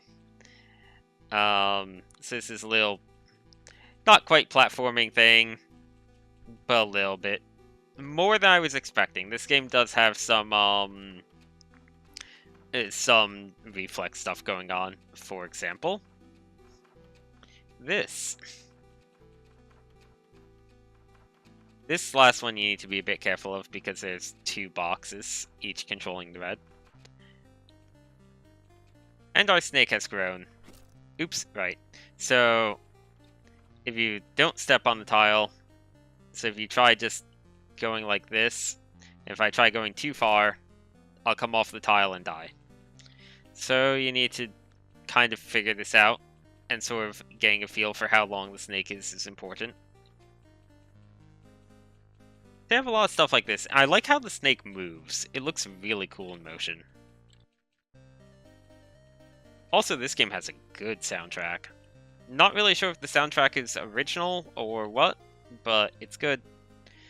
And this I can actually just keep going. I don't need to stop ever because, hey, I'll definitely pass through the switch. This is teaching you the value of making the snake smaller once in a while. Oops. But not that small. And sometimes not making it smaller, I suppose. There we go. I want to keep a button pressed at all times. Except right there. And you can use both WASD and the arrow keys to move them together like this. And this one is a bit tricky because you don't want to lower the snake. Let's see. How exactly do you... Oh, right. You do it like that. So basically you do the same thing here. I just kind of press up and the snake will gradually go that way. This one is a matter of constantly pressing right. And this room is the first one that actually blocked me for a little bit. So this is definitely kind of the first real puzzle of the game, I guess. And I'm trying to remember the exact path I want to take here. I want to go this way. Also, if you notice, currently light blue is pressed because there's a box on the right pressing a light blue switch. I believe green, yeah, green's next because the box is going to fall on green next. But when it does, light blue will close, so I need to make sure I'm not gonna get smashed by that. Or skewered or what have you. And next I want dark blue. So same deal. And finally red. I just really like how the snake looks. Like, just the way it flows, sort of, is really kind of mesmerizing in a way. And now I should be set. Yeah, it doesn't matter that that opens. Red is just open forever because there's a box holding it down. And let's see. Oh, right, this is a color puzzle. So, first of all, green, red, and yellow are all going to fall when I hit dark blue. So I want light blue is the safe color here. Next is green, light blue, and red, so I want yellow. And the next one is everything but red. I probably won't do too much of this because, like I said, you do kind of fly through story mode, and hey, it's a puzzle game. I don't want to show off too much of it. So this will probably be one of the smaller ones, one of the shorter ones I play through. Let's see, how do I handle this? By doing it this way.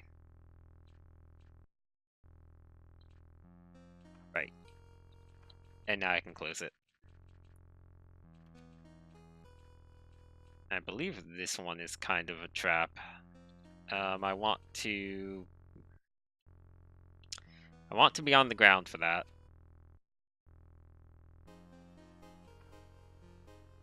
Right. Let's see. The issue is the moment I move too far, I'm gonna get skewered by green, like so. So I'm trying to remember how to move for this one.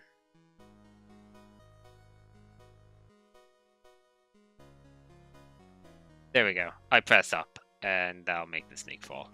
There we go. All safe. So I'll do like maybe 3 more story mode ones, and then we'll move on to doing like a side puzzle or two. This one's a bit nerve-wracking.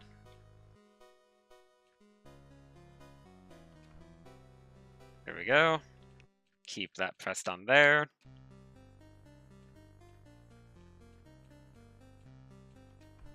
Oh, right.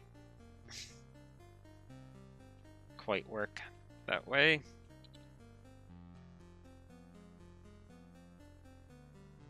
Oh, how do I do this again? Oh, maybe... I did this one really quickly the first time. Oh, like this. Duh. That's the point of the light blue one. This one, you can see that makes a giant barrier of death. And I want to kind of avoid pressing it whenever possible. So we go like this. Now I do want to press it to use this as a thing to stand on. And there we go. Let's see, I'll do 1 in this area with the new music. Not including this one, because this is nothing. Okay. I'll have this be the last one of the mainline ones. This is where they start doing more gravity stuff. So right now I've pushed gravity to the left. And we can go like this. And actually now gravity is upwards. So I need to kind of cling to it like this. Maybe I'll do 1 more. Oh yeah, I'll do this one to show, because they're trying to teach an interesting way that blocks work. So, blocks always fall in a straight line from the ceiling, and they can fall on you as well, and you can carry them, like so. I actually did something a bit too complicated there. I did more than the game was asking of me. So, just once more to reiterate, I keep saying that's the last one, but I end up doing one more.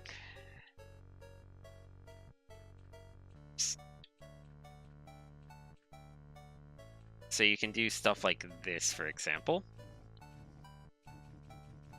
This is where the puzzles definitely become a lot trickier. And you don't take fall damage or anything.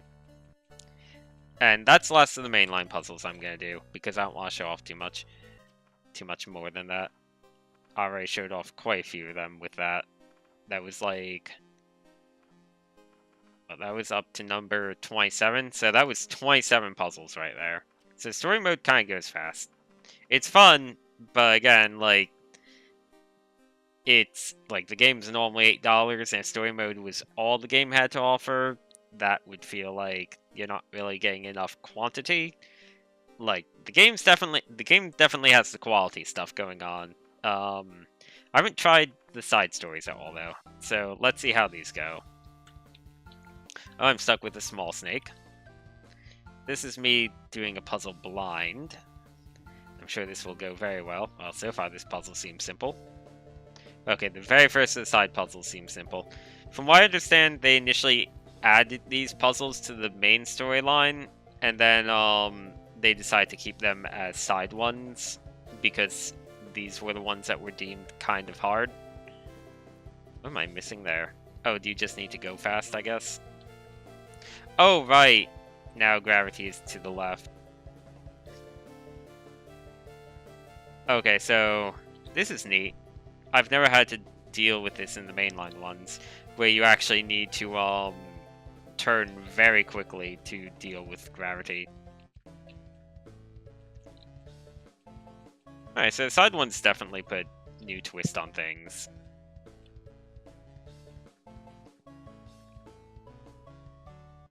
And let's see. Huh?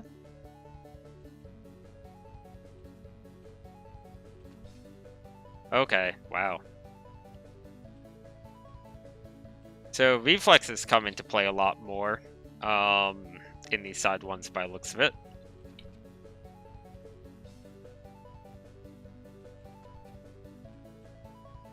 Wow, okay. Also, handling both WASD and arrow keys when you also are doing high reflex stuff is really hard, as it turns out.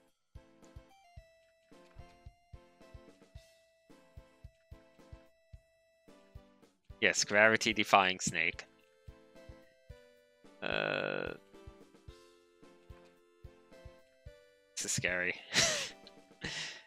Oh, I pressed the button for not enough time. There we go. Seriously, game?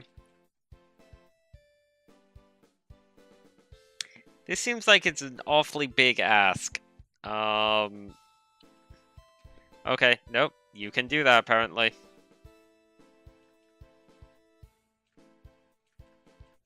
Wow, okay.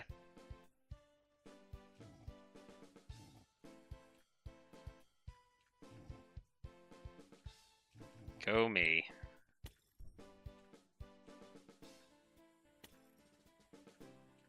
Yeah, this side stuff definitely is a lot harder than usual. You know what? We'll save this puzzle for another time. And I guess I unlocked these puzzles by... I don't know what I did to unlock 11 and 17. I guess maybe these were tied to story mode stuff. Let's see, are they all... What about the remaining ones? Yep, so this one's like main level 44, main level 55, so it looks like every 11 main levels maybe unlocks a side story. Oh well, there's main level 61, that's a bit of a jump. So let's try side story 11. Okay, we have the bigger snake now. Well, so far this seems simple.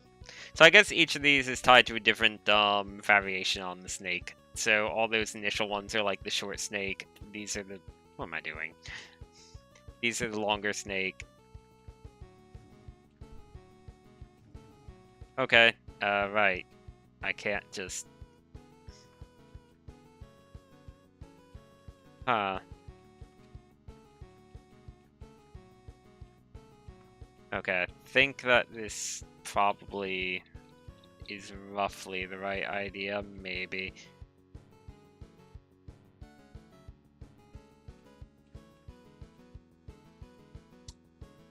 No, it doesn't quite work, does it? What I'm trying to do is...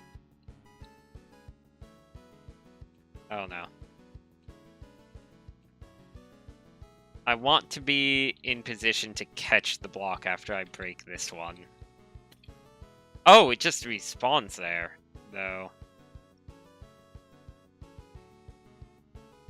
Huh.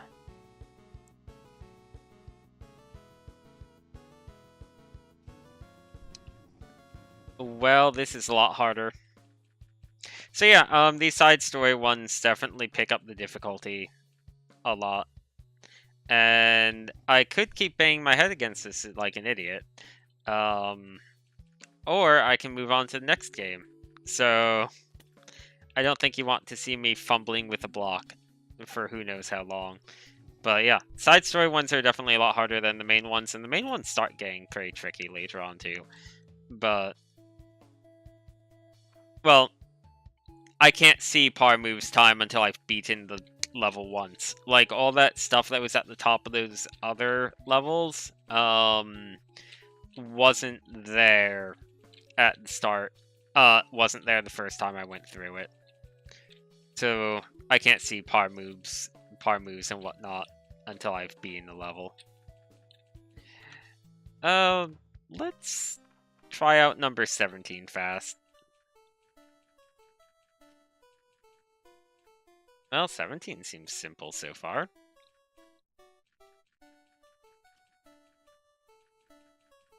Like,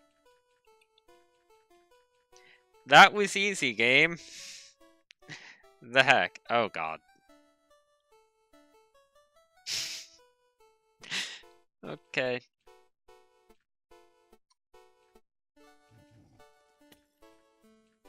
Uh-huh.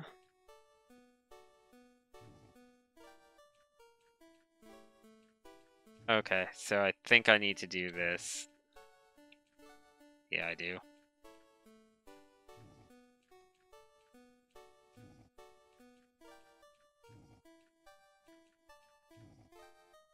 There we go. Now I need to actually gravity myself through this gate. There we go. I got an, apprentice dancer. I think it should be apprentice. I don't know. Achievement. But yeah, so that's Dual Snake. Again, I didn't want to stick on this too long because, hey, puzzle game. I guess I can just show the editor fast. I haven't tried the editor at all. So you can try the, map size, I guess. You can adjust. Or map. And then saw. So what's the difference between...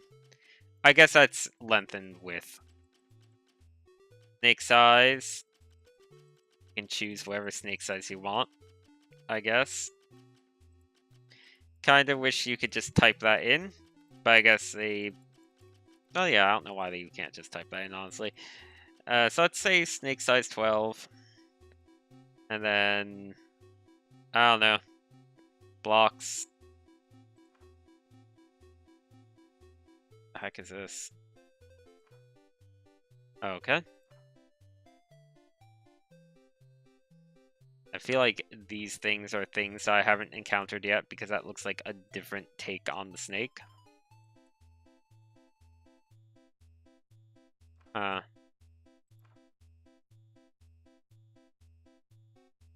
Here's these things, which I picked one up and it was a power-up, but it looked like a boss. So I don't know what's up with those. So if I hit play... Okay, yeah, that is the power-up that I thought it was. I'm not going to show off what that power-up does, because it's something neat. That's enough for the level editor, because I don't want to spoil all the stuff in the game. Level editor seems pretty easy to use. Haven't fumbled around in it at all, other than just there. But, that's Dual Snake. Like I said, again, I think the $8 asking price is a bit on the high side. Like, these side levels do seem like they're pretty tough, so you could definitely get, probably several hours out of this, so, like, I could see it being $8. I think 5 or 6 would be a bit better, but still not, like, overly expensive by any stretch. You figure stuff like a Scapegoat and stuff is about in the same ballpark, and that's more money than this. But right now it's $1.59. I definitely think it's a steal at $1.59 at any rate, though. And soundtrack's really good. I like this game aesthetically. I said that about Dark Old Sun as well, but I like it a whole lot. I like this game a whole lot. Like, overall, everything about it aesthetically. But it's gonna be Dual Snake. Next, we're moving on to the final shorter game for tonight. You know, tonight, 2:51 p.m., wherever. This game, it's been a few months since I played it, but I liked it a whole lot last time I played it. I haven't actually made sure that I can capture this game properly. Good, I can. This is Vex Another Island. It's pretty loud on my end, actually, but it seems like... There. Let me know if it's too low or too loud on the stream's end. This game's just a pretty standard retro-ish platformer, but it's a really good one. It's a bit short, but it's made for kind of speedrunning. Like, this would be a great game for speedrunning because it has different branches and stuff. Anyway, I'm gonna just get right to it. Oh right, I should mention Vex Another Island, price and whatnot. It's $2.99 normally, so it's normally already kind of on the cheap side. It's currently 40% off though, so it's $1.79. This game's extremely good. If you're wondering what this is, that'll come into play later. That's what happens when you press the square button on the controller. And you can also go into big view mode to see your surroundings a bit better. But otherwise, your controls are simple. You can walk and you can jump. And you have these coins you can collect. And you can swim and stuff, you know. Like this game doesn't do anything novel or anything like that. Right, you can kill enemies by stomping on them. But it's just very good at what it does. And it's very replayable. And you have a double jump. Kind of forgot that you had a double jump. So, one thing to note. Collecting coins is nice. And... oh, right. That's teaching you that if you screw up, you can press Y to go back to the most recent checkpoint. And it made that little jingle because I got every coin on the beach. You can see 17 of 17 there. Once you use the checkpoint, they go on a bit of a cooldown before you can use it again. Which doesn't matter too much. Anyway, you get points for each coin you collect. And if you collect more points without if you collect more coins without cashing them in, you get more points. Points don't do anything, to be perfectly clear. Like, they are just points. But if you're going for a high score for one reason or another, doing something like this, where you're deliberately kind of ignoring checkpoints and getting as many coins as you possibly can before cashing them in, is one way of going about this game. I should also start the timer. Let's see. So, since I'm not going for a high score, I'm going to just go ahead and cash those in right now. Let's see. Like, right now you can see, let's see, I believe that the number... I'm not sure of which number keeps track of it. I guess that you just know your points, so when you cash them in. Oh, glad I cashed that in. Oh, these are pots, so it's not a spike. But yeah, you definitely get a lot more points when you cash in more coins all at once. Why did I do that? I did that because I was reading chat. That's probably why. I should probably get these coins. And so the points don't matter, the coins kind of do. This game has a few different endings. And which ending you get depends upon a few different things. One of the endings does require all of the coins. Oh look, we have a bubble symbol and a gem symbol. So I said this game would be pretty good for speedrunning, because as you can see, there's kind of branches, and there's different types of speedruns you could do with a game like this. For example, you could do one where you're collecting a bunch of the coins, so you could go for 100% speedrun. You could go for a just completing it speedrun, which would be extremely different, because there's entire sections of the game you could skip in that at that rate. I just circled back around to the beginning. You know, once you hit one of these blocks, it's a permanent checkpoint, so that doesn't matter too much. Yeah, I could see speedrunners having a lot of fun with this game in particular, because there's just so many variations on how a run could go. Finding, like, the optimal run would definitely take a bit of, trickery. A bit of figuring things out. Now we're in the lighthouse. I could also see trying for a no deaths challenge, which, you know, if you're going to speedrun this game seriously, you probably get good enough at it that you can do that anyway. And that would be kind of interesting to see, honestly, because this game gets really hard later on. I'm already dying a whole bunch more than I probably should, like that. And this game gets a lot harder in the later parts. Especially for one area at the very end in particular, if you're trying to do a 100% run of this game. I do want to get to the top of this lighthouse, so I'm going to get that checkpoint so that that's done with.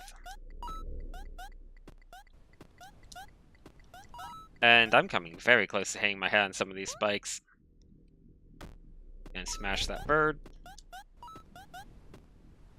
And there's a giant crystal there. The giant crystals, I believe, are all also technically optional if you're just looking to beat the game, but they tie into one of the endings. And this thing has a bubble symbol, so we have X. And if I do that, you can teleport to it. So bubbles are teleport locations. And you get quite a few of them. You can see that there's 5 of them total, based on the little squares. So yeah, like I said, this game, there's not too much to actually say about this game, just because it's pretty much a straight up platformer. It's not doing anything overly unique, like I said, but it's just really solid. Like, the controls feel good, the level design's good, the way everything kind of is checkpoint feels good. The fact that you can kind of take a bunch of branches, and you are allowed to kind of make the difficulty as easy or as hard as you want, because it's super flexible. Like, all of that is great. This game just does everything really well. It also looks nice. Like, it has that retro look going on, but it definitely has its own style as well. Like, it's not trying to evoke any one game in particular. It's definitely being sort of its own thing, at least as far as I can tell. And you could probably, like, even if you weren't speedrunning this game or anything, you could probably beat the whole game in about, like, an hour or two. So that's why, well, first time around would probably be closer to, like, the 2 or 3 hour mark, I'd say. But it's basically the type of game you can play in one sitting pretty easily. But it's also really replayable. Like, there's, especially if you're speedrunning it, it's replayable. But even if you're not, it just is kind of fun. It does everything right. There's very little that I can really say to criticize this game. In fact, I can't think of anything off the top of my head. Because, like, everything's good. It has everything you'd want of a platformer. And And that also means that that's very, very hard to do commentary over, like I said earlier. Because I don't know, like it just kind of goes. So if you're looking for a solid platformer, I would really recommend this one. And I'm going to show off some more of it.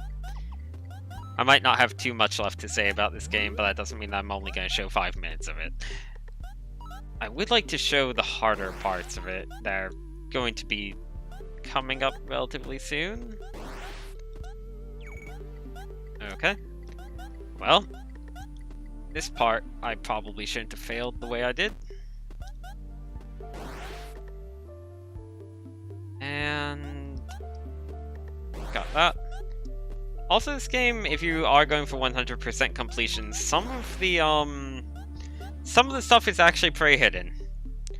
Also, this is the tip of, hey, you don't need to go back, you can just take the teleport. One thing in particular that's kind of hidden is this I'm going to show right now, bit of a secret. We have this, which has this mystery door that I didn't actually mean to do that right there, but I don't think you can do anything with the mystery door at the moment, but hey, know that that's there. And there's a bunch of other stuff like that in this game, where you need to kind of go out of your way and actively explore. And now we're in kind of spike hell, I guess. Come on, there we go. If I was better at this game, I'd be actually trying for a high score, but that's definitely not the case. I forget if there's a way to get a full map of the island, which is what I'm pressing a bunch of buttons for. I don't think so, though. Nope. Okay, you can only see this much at a time. But if you notice in the upper left, it does show the different areas you've been to and how close you've come to collecting everything there. So I've already missed a few coins because I've just been sort of marching forward. This is probably one of the first branches in the game because I could have kept going right, I think. I'm pretty sure these caves are entirely optional. At least if you're just trying to get the generic boring ending. Which is like, wow, you sure reached the end with nothing accomplished. Go you, I guess. Okay. So maybe I'll go through these caves and do maybe one more area after this, and then we'll move on to the final game of the day. Also, that thing's an enemy. It looks more like a platform, but no, it's an enemy. And this is where kind of the large zoom comes into play to make sure that, hey, you know what's coming up. And I messed it up anyway. Hooray. I do want to get these coins. I don't know why, because it's not like I'm saving this run or anything. Well, fine. We'll pretend I got those coins. That's a tough chop.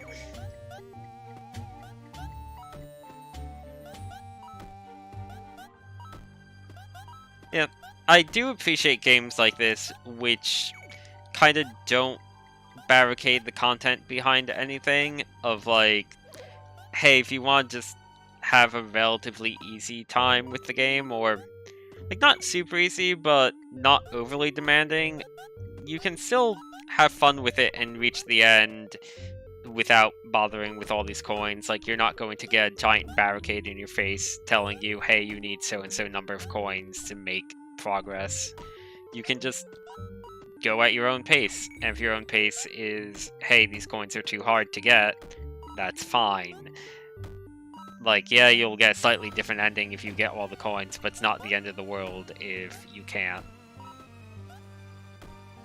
I should have done this. There we go. That makes that part a lot easier.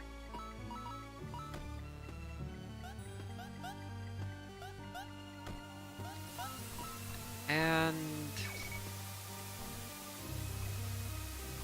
This part's kind of hard to time, because we have these jumping things as well as the platforms.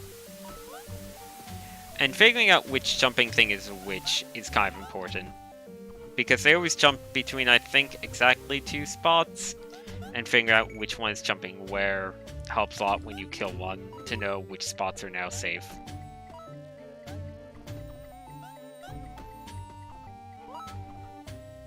Okay. That could have gone better, as could that.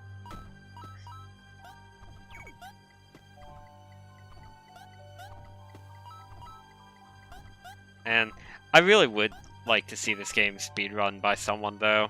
Like, I'm not a big speedrun fan, but games like this that seem designed from the ground up for it, like, you can kind of feel how this game would work with a speedrun, right? Like, everything about it is so fluid, you could imagine that the whole thing's set up so that someone could go through the whole thing without losing pretty much any momentum, just constantly holding in a direction. This song sounds a bit like it came out of Plock almost, or at least the starting bits of it do. Not this part anymore. This sounds like something else, but I can't place it. But that, like, background whistle is straight out of Plock. Not sure how many other people know what Plock even is. It's a SNES game that I like a lot, that a lot of people seem to not like. Part's a bit scary. Yeah, I actually got all of the coins in the quarry because there were all of 20 of them. Here we have the empty town.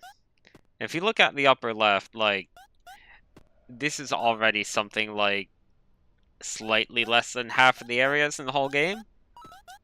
And yeah, some of the areas are a lot bigger than others, like that quarry you saw was really short, while this empty town has 114 coins. But you can see, it's not a particularly long game.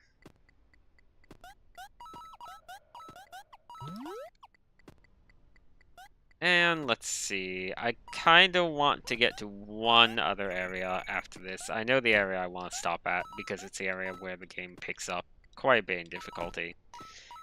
And we're seeing hints of it here. Here we go, it's the sewers. Believe it or not, this game has a good sewer level. The sewers are very mean, and to be fair, a lot of the mean parts of them are entirely optional. Because this game's good at kind of making the hard content optional, and the kind of just going through it for fun content mandatory, like, a lot easier. Like, this stuff, I don't need to do this, this'll just get me coins, but I'm gonna try it once.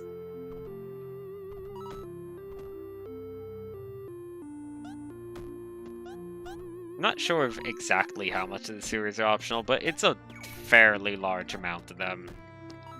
Sewers are pretty big. You see they have 84 coins.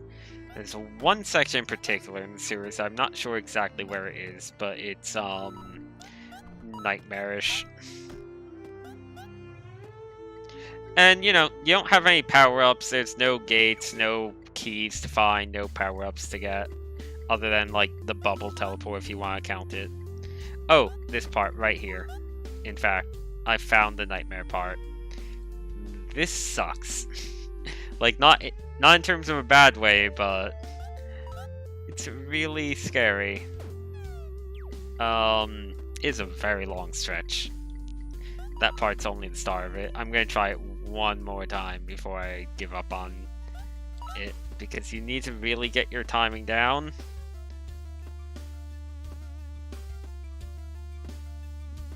And then you need to do all of this nonsense, which is equally scary.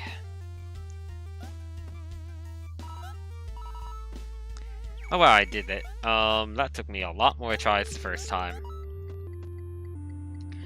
Maybe I still subconsciously remember parts of this game. I have muscle memory just ingrained. I think, oh right, the one thing that I will say is a little bit iffy about this game is sometimes with disappearing platforms or like certain types of moving platforms, you'll sort of latch onto them which is normally good, but sometimes you're just trying to get around it, or you don't want to go on top of them, and the game will kind of nudge you to on top of it. It doesn't happen often, but it happened enough that I've noticed it the first time I played this game, which is by no means a deal breaker or anything, but is a little bit awkward when it does occur. What is this all leading to, anyway? I think it's just leading back out. Sure is. Oops, that's not what I want.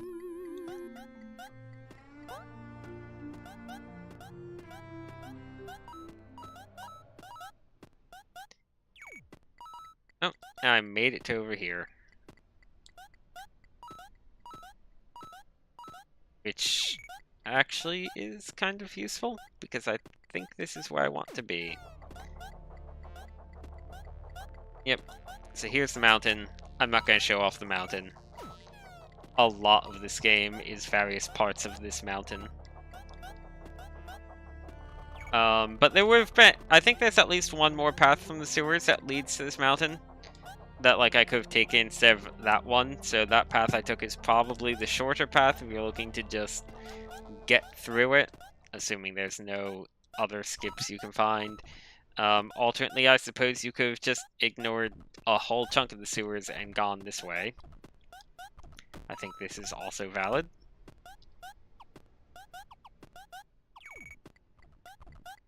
Not sure how easy it is to get up here from other parts. But anyway, I'm not going to show off any more of this game, because I think that that's a pretty sizable chunk of the game already.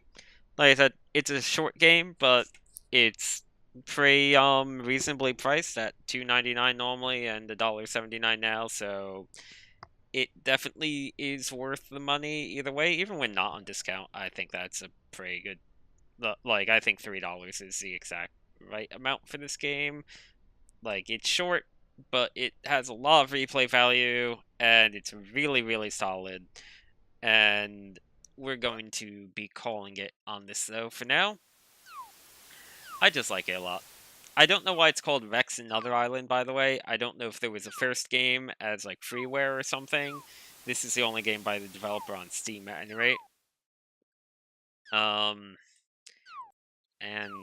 I'm just closing the game. And before I move on to the final game, I'm going to do something fast that I said I would do earlier. I'm curious as to when Stories of Bethem actually made it onto Steam. So I'm just looking up the release date. December 11th, 2015. So yeah, that game's been on Steam a long time. I'm kind of surprised it didn't get any attention, sort of, because it's quite good. And speaking of quite good games that have been on Steam for a long time, that this one is probably even more obscure than something like Stories of Bethem, and it's been on Steam since October 15th, 2015. As soon as I get it up. This game is very wonky in some ways. It's going to take me a second to set it up, in fact. So, give me one moment. If this will be fine. Also going to turn the volume up on OBS. I forget how loud this game gets or doesn't get. It's pretty atmospheric. So one thing that people seem to like is remakes of sort of PS1 style horror games. Like, people were really into, or wanted to be really into, that game that was going to be a spiritual successor to, like, Clock Tower. People like Resident Evil remakes and stuff. This game is just feels a lot like a PS1 horror puzzle game. It's not really too much on the horror side of things. A little bit, but not really that much. But it feels like it has that spirit down. So it's not a spiritual successor to anything, but it feels a little Resident Evil-ish control-wise and stuff. But basically, I'd say if you like PS1 horror games, possibly even PS2 style horror games with their kind of wonky controls and their weird puzzles and just general look and feel, I would strongly, strongly, strongly recommend this game. The Body Changer is pretty neat. It has some really good puzzles, has some very odd combat, which feels in line with the PS1 horror game stuff that I mentioned. I will say this game is normally $20, so it's normally definitely on the more expensive side. But currently it's 90% off, so it's only $1.99. I would definitely recommend this. Also, my mouse sensitivity is way too high for this. I'm turning my mouse sensitivity down a bit. We're starting a new game, and I'll start on normal. And this game, I do seem to recall, I haven't replayed this game other than making sure it works on OBS fine, so I am going to be somewhat blind because I'll be trying to remember exactly how this beginning bit goes. But this game does have a little bit of a slow start, is a little bit of a slow burn, so I'm going to be making sure I give it a decent amount of time. Which is why I kind of want to put it at the end, that way I can give it as much time as I want without getting in the way of the other games too much. Anyway, we have an alarm going on.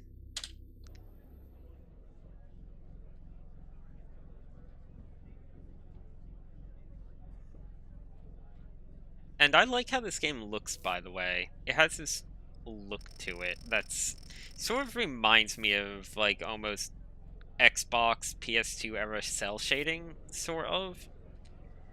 Like, I like the look. Like, I don't mind the look at all. I think this is a really neat look for a game. This sort of era of cell shading.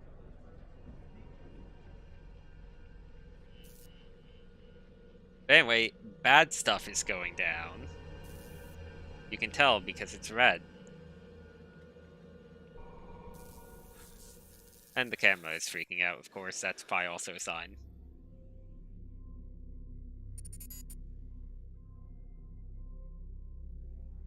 Uh-huh. So there's an anomaly. Press the spacebar key to continue. Also, again, let me know if this is too loud or too low or anything, because it's a bit hard to tell.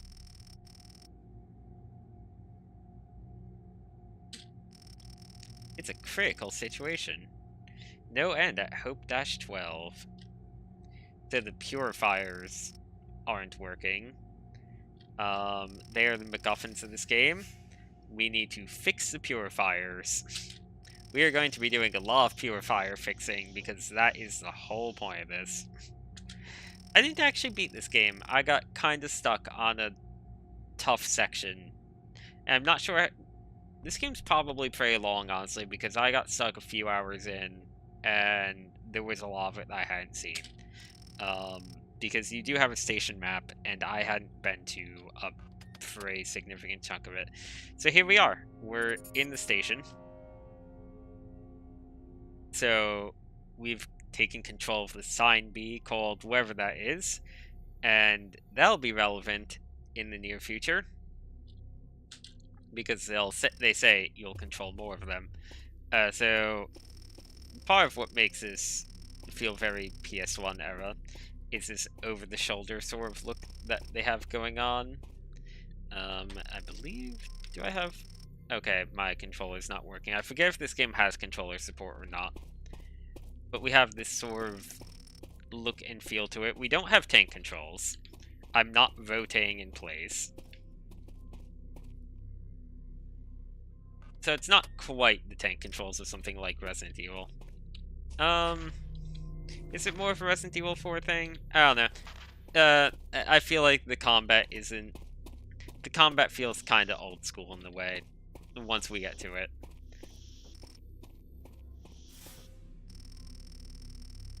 Let's see. Like, it might be more PS2 era horror games than, like, PS1, but it's kind of like those old school type ones at any rate. which I feel like you don't really see a lot of. Like, you see a lot of jump scare games, a lot of things trying to be the next Five Nights at Freddy's or just cash in on it. A lot of like really cheesy stuff, like the Slender Man stuff and whatnot. Like, you don't get these weird puzzly horror games that much. So basically, this is saying we need an infection shield or else we'll get harmed by Red War. I can't remember which of these doors we came from. I think we came from the other one. Yes, we're in the filters room. I think harmed by Red War does mean it'll just immediately kill me. I can't remember if you're allowed to go in it at all.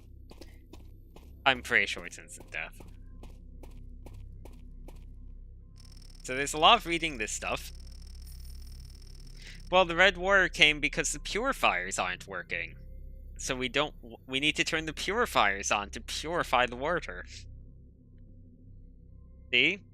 The purpose of the no-end mission is to find clear, fresh water in space. It's the exact plot of Lagoon. Except the water is actually relevant. It's a bit more than muddy. I believe I just got a gun. Or an activator. Please hold middle mouse button or left control key to access the inventory. Okay. So this is our inventory. Not a whole lot of this will make sense for now. Oh, I didn't get a gun. I got a hand. Right. Yep. Okay. That one's like double checking to make sure that I know how to access the inventory. I have the power of a hand. I can aim it. And let's see. So this door is locked at the moment. Action dodge. Hand. Oh. This reminds me of something out of Metroid Prime almost, and we'll be seeing variations on this puzzle a lot. And for the record, like, I know a lot of old school horror games have really dumb basic puzzles that are like, use this gargoyle head on the gargoyle statue that's missing a head. Wow. But this game actually has some pretty good puzzles. Like, puzzles are a huge part of this game, and they're neat. This was a very simple puzzle, obviously, because it's a tutorial. Oh no, there's a noiser. So noisers are kind of a pain from what I remember of them, because as you can see, they make it a lot harder to see. If you get close enough to one, you start really not being able to see at all. I believe it will kill me if I get a bit too close, so I don't really want to be too close to it. I need to find a way to deactivate it. There might be a switch somewhere. Let's see, what does this say? An object has been lost.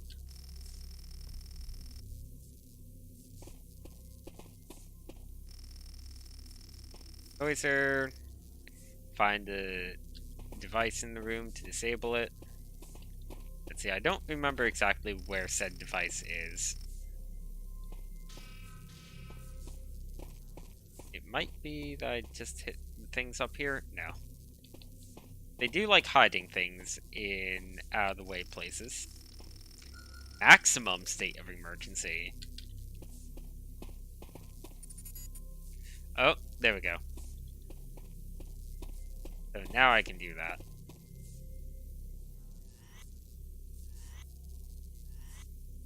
And this one. Did that disable it? It did! Hooray! It floats away. Again, pretty simple puzzles so far. I do like that camera effect they make, though.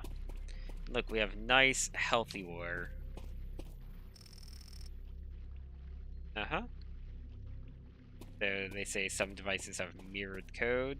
You see the little red dot there. And I believe that means I need to find something to deactivate on. There, I think it's the red dot on the right I need to activate. Nope, it's probably that's actually mirrored. So it's the red dot on the left I need to activate, I think. There we go. We've disabled the device. And what has that done? Who knows? Oh, this isn't water at all, it's a platform. Oh. It's the first enemy, or is this... No, this isn't an enemy. This is our first important thing that kind of shows you what this game is all about, I think.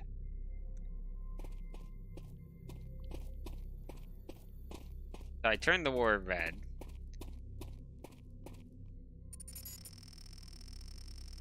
I can control the dummy thing.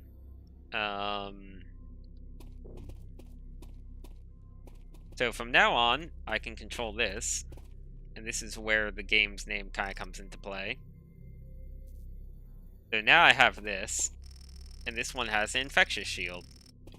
So it can walk in Red Warrior safely, but the other one can't. And there's going to be a lot of changing between the various bodies in this game. I can swap between these, for instance. Shortcut to select the last one used. Press left mouse button plus space key. I can step on this. Swap to this. And I'm not sure what stepping on that button did, but we'll find out. I do want to press spacebar to make the war nice and clean.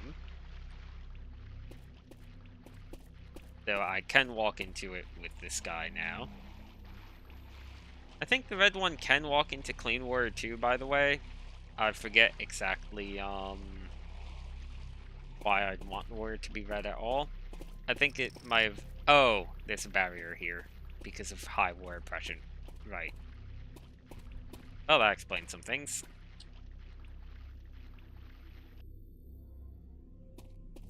Okay, so actually I'm going to swap to this. I need to get the other guy over here.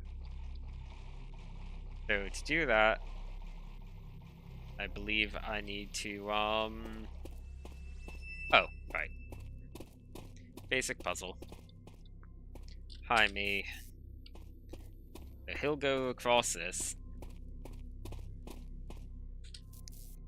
Now this one will activate this. And now the war is clean. So now he can cross over here.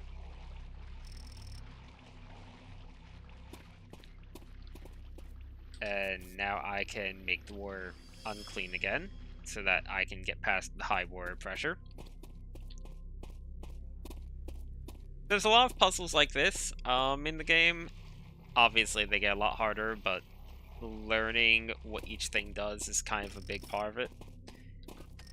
So the one thing to note is this red one does not have the activator. Only this guy has the activator. So this is kind of the really crappy puzzle solving one. So usually a lot of it is using the useful ones to get this useless guy somewhere so he can activate stuff and solve puzzles. But wait, we have a floating CD. And yeah, I'm getting all these achievements, but I've played this game before, so I'm very confused. D-discs 2 out of 4. Why do I have 2? Okay. Oh, do I still have ones for my other save unlocked, maybe? Anyway, this is the whole map of the whole facility. As you can see, I'm only in S01. And, like, all of these are sectors. This game, I think I got up to, like, here around, roughly, the first time around. So this game's pretty long. Let's see, save games. Last time I played this game was 2017, over a year ago. Okay, looks like it's been saving automatically, though. I guess I was about 30% done because I fixed 30% of the purifiers. Anyway, that's enough for options. Let's see. What is up with this room? They must not be destroyed. That basically means, hey, if any of your bodies die, it's game over. You don't have, like you have separate health for them, but, you know, if even one of them drops to 0, that's it. It's not like you get to go and play as the other ones once one's dead or whatever. So, fun. Oh, so there's 3 in this room, right? 3 temporized mono-style devices equal to the one in this room. Not sure what that means. But does this not open the door? Oh, it does. It's just temporary. I think we'll be coming across the first enemy pretty soon. Yep, okay. That certainly seems like a sign that there'll be enemies soon. Oh no, a poor use of barrel roll. Problem solved.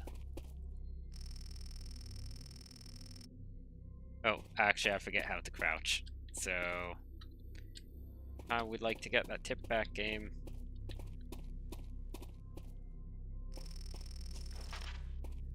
Let's see. Oh no, I can't read it again. I think I glitched out by going into the menu. I forget exactly which button is the crouch button. C is for crouch. I wonder if there's a different button because that's a bit awkward. So you might notice I can't do anything to these because I only have a red ray and these are blue. Yeah, other bodies I just leave behind wherever. Like if I did, well, left click plus space, this guy's still just staying here. And I'll get a whole bunch of them to swap between as time goes on. You get more than just 2, and each one's slightly different. Okay, now I can control the Nexus. So, speaking of new bodies, now I have access to the Nexus. And this one is the combat one. We're getting the Flexol gun. And ammo is limited. It's a bit hard to see, but I believe I have 12 bullets at the moment. You get ways of getting bullets back. It's not like super limited. You are expected to still fight things. But yeah, I have 12 ammo.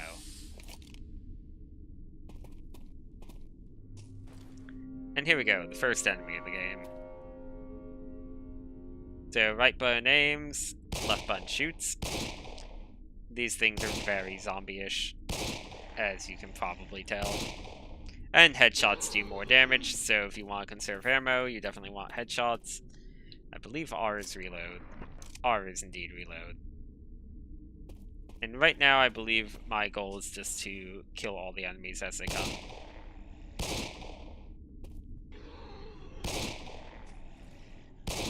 And use up as little ammo as possible. So this isn't really that threatening because, hey, it's the very first combat encounter. They're making sure you understand how guns work. Oh no, a pipe is leaking. It's leaking good clear water. Okay. So basically they're saying, hey, swap to the other guy now.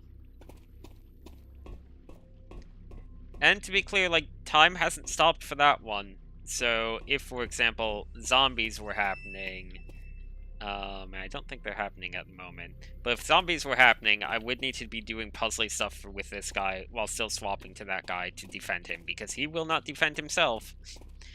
Like, it's just an empty vessel without me.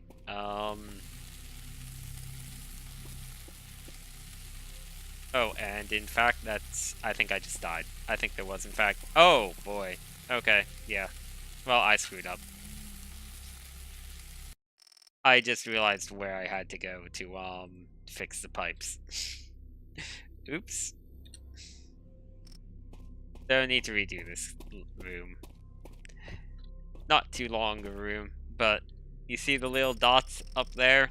I just had to do that. That was kind of my fault because I think they even kind of directly point me at them. I just didn't notice them at the time. So, gotta do this zombie shooting section again. Maybe I'll conserve more ammo this time.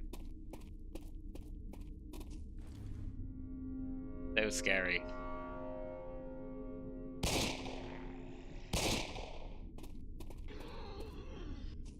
Okay.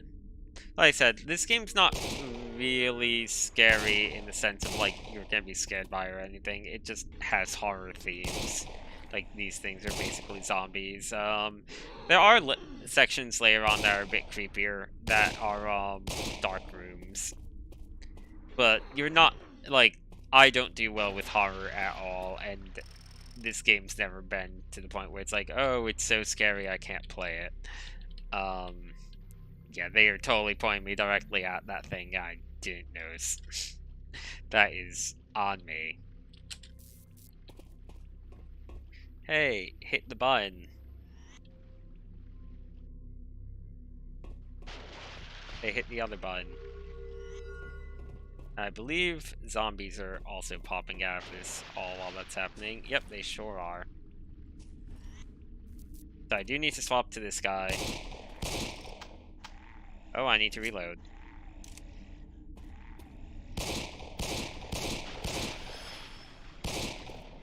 This is where it gets a bit trickier. Because I do need to do this fast to make sure that the war stops, but I also need to actually defend this guy. I didn't think they did this right away, but I guess they did. I did that really fast, so I think the war is fine now. It doesn't look like it's falling anymore. Oh, but the other guy is getting attacked now. There's actually a zombie up here, I think. It looked like there was. I think the zombie hit him and then went away, maybe. Oh, now the war is going again. Gotta hit the war off. There we go. Device disabled. I think that I'm all set. Oh, nope. Not quite. Okay. There's something I need to do. Let's see, I forget if this just goes on for a while or if I need to actually, do something else to permanently fix this. I think it just goes on for a while, and then I think there's like a mini-boss type thing coming up soon. Could be mistaken. Can't open that door because I don't have the right thing for it. Stop leaking pipes. Come on now. Such very leaky pipes these are. That's locked. This I don't think I can do anything about.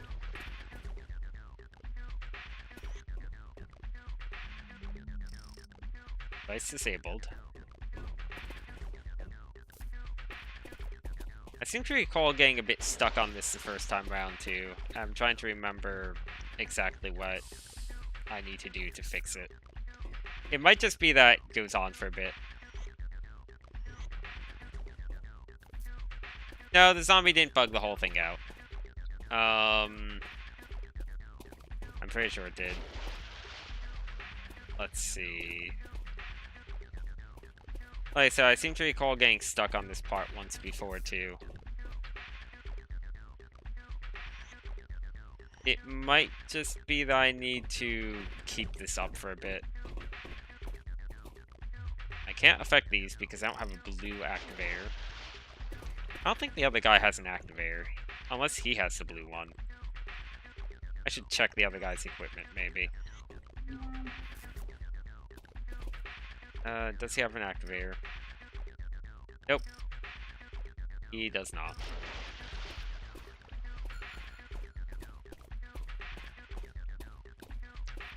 This little thing spinning here that I might be able to touch. Okay, it was ammo. I don't think this bugged out, at least. Unless it did. Because there was a zombie up here, and then it kind of just went away, and that was a bit odd. I think I might need to hit a certain switch somewhere, though. Stop leaking.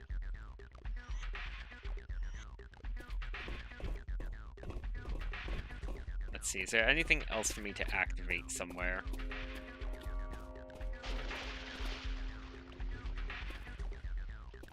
Yeah, I can hit that activator. If I fix this...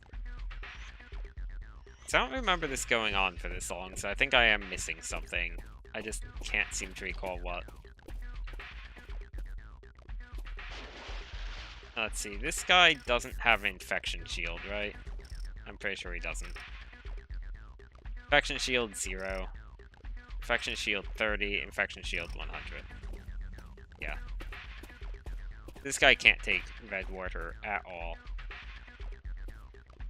Maybe I just let the pipe do its thing for a little bit?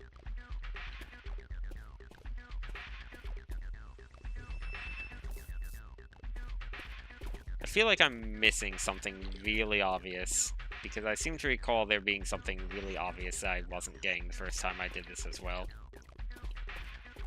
Specifically this room, I think. Nope, that's just locked.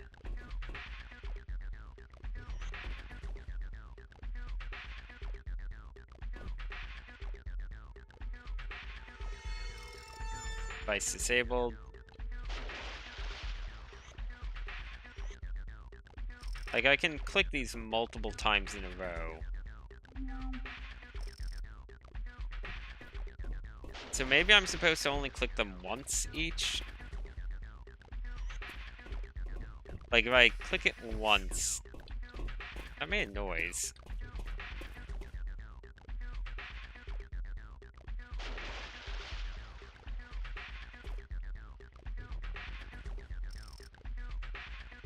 It says this device disabled if I've already disabled it. Maybe this part really did glitch.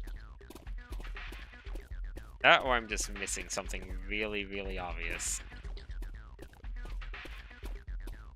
Which could honestly be the case.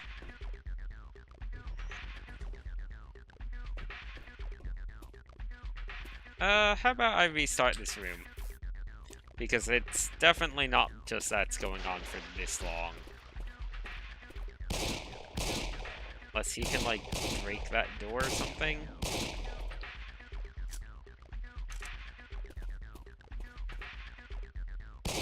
Because I feel like it doesn't normally go on for this long, so... Oh no, we're contaminated.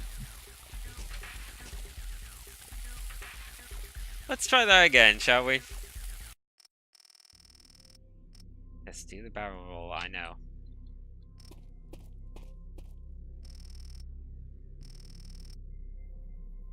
Uh-huh.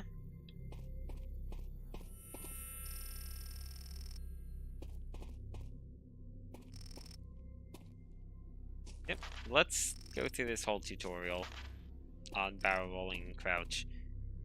Okay. Now, why is this not open right now, I wonder? It just says locked. I forget how to open this room.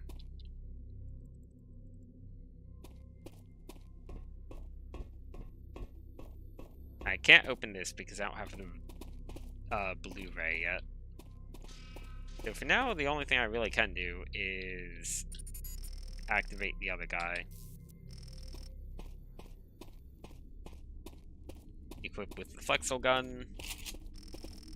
Because I'm pretty sure a mini-boss is supposed to show up in this, and then the pipes stop leaking.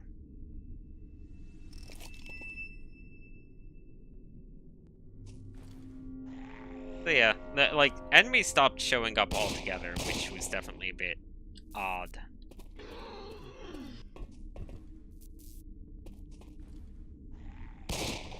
Like, the way I remember this room going down is you basically shoot these while also dealing with the drains, and eventually a boss shows up.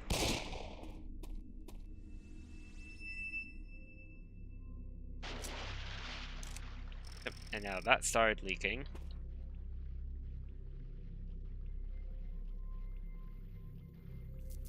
fix the pipe by activating the device.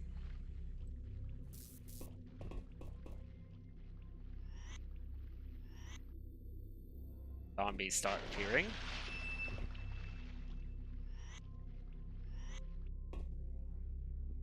Like, my health bar is that thing up there.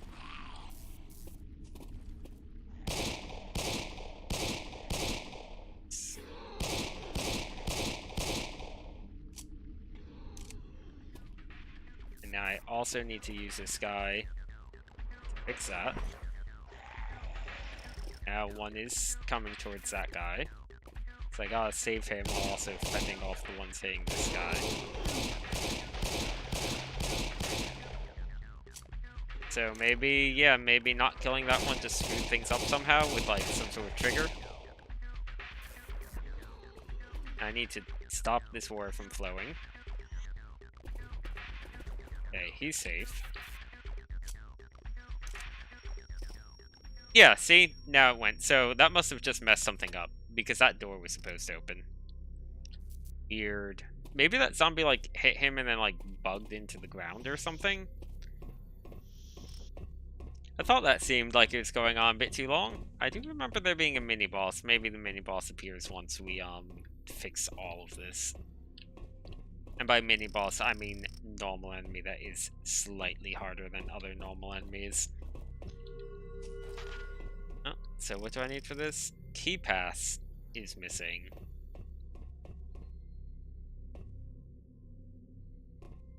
Okay, so we need a key pass. Oh, and there's a thing over here. It's lore. For an alien clone. I think Sinbi is like synthetic body.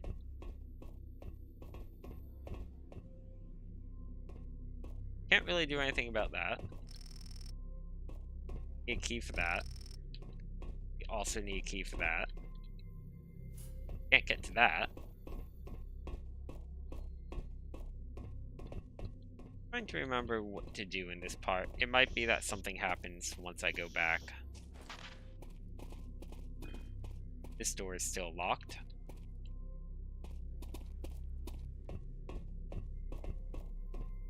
Still can't go through this door. These are disabled. They're just done. Obviously, I need to make this stop being red for this guy so he can get across.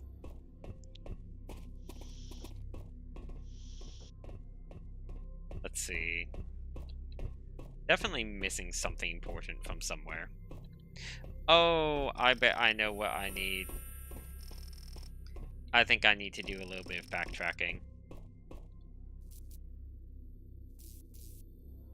Specifically all the way back to this guy. Because if you remember, there was a room before this one that also had red water that this guy can actually deal with. I think I'm gonna need to backtrack to that. All these doors are already open.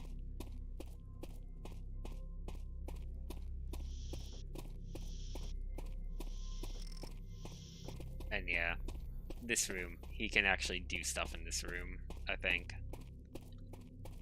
Or, oh, not this room, the next one. This is where the key was I'm missing. I'm pretty sure of that. Not 100%, but fairly certain. It might be this thing right here, in fact. Oh hey, it's some sort of key. Using inventory. Fortunately, I think you can only actually exchange items if they're like... Yeah, so I do need to walk the other guy back a bit. That's my fault for not realizing, oh hey, right, there is red water that I could backtrack to, especially since I've been through this part of the game before. So, a little bit of backtracking, but nothing serious. It's a little bit of a roadblock if you're like me and you forgot that was there, though, and you're just banging your head against the other thing, being like, where could the key be? Because the key is right here. And this guy needs to still be standing on this. Now this guy needs to go back. This, I believe it's right on the other side of this door, right? Or close to it. Open that. These are here to make sure that you absolutely have this guy and not one of the other ones. Because if you had tried going through with the red guy, he wouldn't have been able to use the activator there. Alright. Swap to you. Highlight this. Give it to him. Now this guy goes. Such efficiency. Can you believe it? Power of science. And now I have a key pass. And speaking of, now I can go in here and use this on this. Oh, do I need to actually? Yes. It's not the key pass to open that? Oh. It is. Well, open this specifically, I guess. Silos section 1.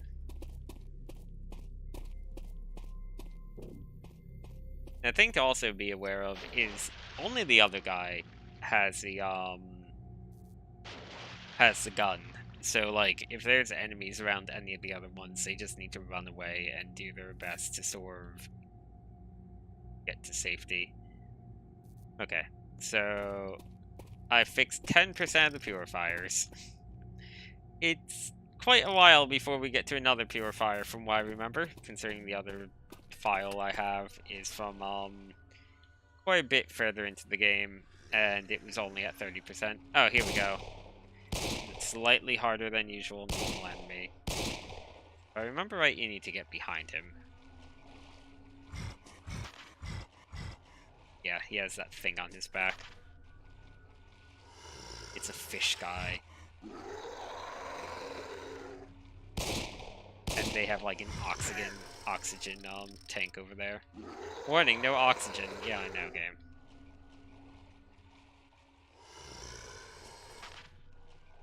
Okay, so there we go. I got rid of one tank.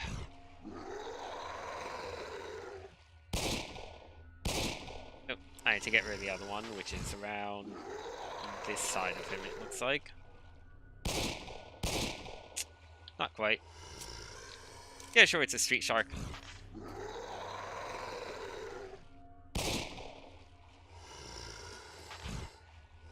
Nope.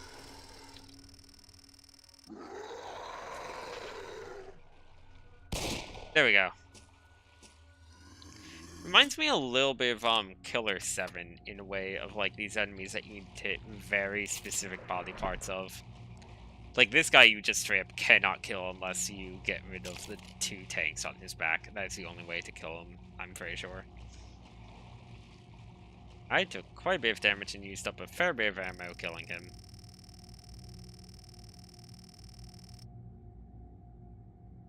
Yep. And they're not warrior species, but they do need life support to breathe in oxygen, so whatever. Oh, right. I forgot you have the V-Blade, I think. Can I use that now? Let's see. You press V to use the V-Blade. I do have a melee attack, I think, which is what that V-Blade is. Dude, the barrel roll. Oh, it's loading. And this game's pretty good about auto-saving, as you see. It says slot save. Green Warrior is extremely toxic, but for the bad guys. Green Warrior, I forget if it heals me.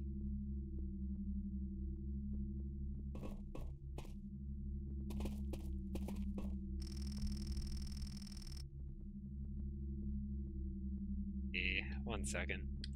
I minimize OBS because it's getting in the way of chat. I mean, I broke his equipment for breathing air and he fell into the water, yeah. No, they just need... And they're not a water species, presumably. Maybe they just don't breathe oxygen, and they're from a planet with a different atmosphere. Who knows?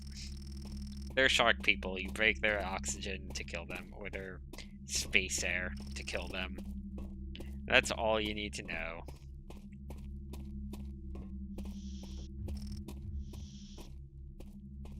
Okay, we're up to the main pool. I'm gonna play this game a little bit longer. I don't want this to turn into just a body changer, let's play or anything, though. Let's see, how long have I been going? The stream's been live for 3 hours, so I'll give this, like, a little bit longer. This game kind of just goes, so I think I've been playing it for about 30 minutes. I'll play it for, like, another, like, 10-15 minutes, maybe. Do 1 or 2 more puzzles. Oh, I need 2 sign bees to close, or sin bees to close the pipes on the ceiling. I honestly wouldn't mind doing a full playthrough of this game. I legitimately like it a lot, even though I never finished it. I probably should finish it. Part of it is that the last time I played it was so long ago that I really would need to start from scratch like I'm doing here anyway, because I don't remember what I was trying to do or where I've already been. And we got some more lore. Things we're piloting are kind of gross, by the way. Like, from all the lore, we're sort of like clone bodies of aliens that are also robots, and we're somehow jumping between them.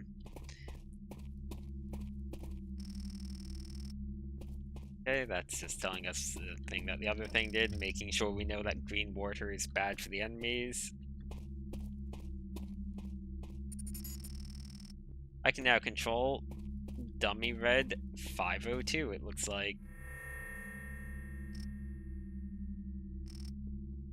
Let's see. So I'm controlling this red dummy, which is not the same as the previous red dummy. I mean, it is in terms of what it does, but in terms of how it functions, or in terms of where it is, you know, spatially, the other one's still just standing on that one platform for all eternity. And I believe you can only swap between ones that are in the same sector as each other. So, like, you see this guy's marked as away. So if you want... Oh, no, okay, you can swap between sectors. Never mind, I'm wrong.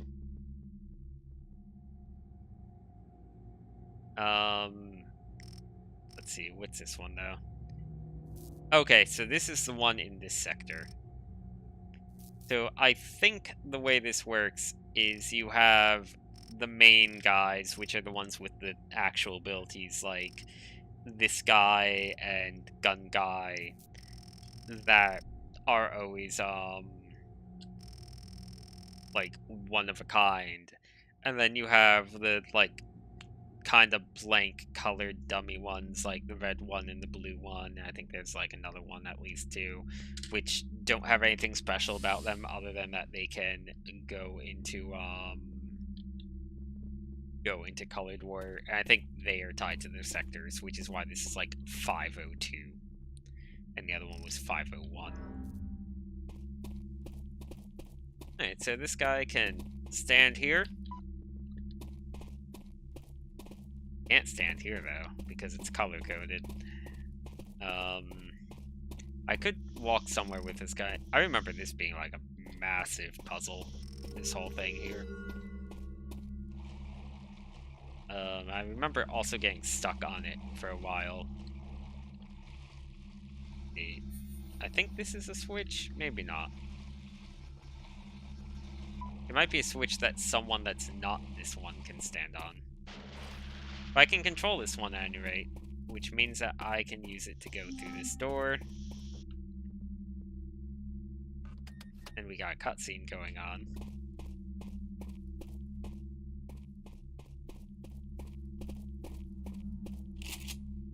Oh, I got an activator. The blue activator. I guess this guy has it. And it looks like you just activate that. Oh, right. I need to change the color, which is its own sub-thing in the menu. So I have both blue and red now. Look at that. Magic. I think all activators are blue now. Like, the one the other guy had also can activate blue just fine now. Yeah, I don't think I can use it to activate this guy right now. I think I can hand this activator to the other guy, though. And I can use it to open this door, which I believe might have opened it for this guy on the other side. I think that was a door that was locked before. Well, I triggered an enemy that wasn't here before at any rate. Block the main pipes to free the main pool. Oh, right. Okay.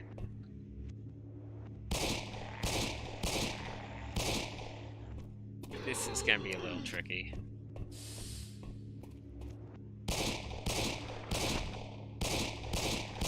Oh, that's not good. No, get away, zombie. I can't really do much while reloading, as you can see. I can pretty much just walk and reload. So the thing that's gonna make this tricky is, yeah, I got this guy over, but I very clearly need a second person for both of these switches. Oh no. But I need to kind of get him going. I need to be a little bit more careful with this ammo here.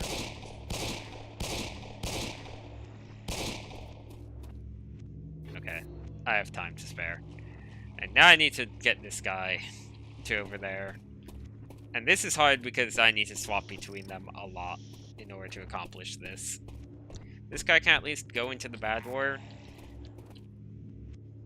But I do need to protect him. He's very fragile. In fact, I think... Oh! Oh, no. Oh.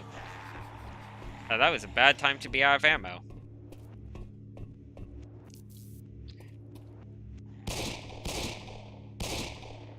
Okay.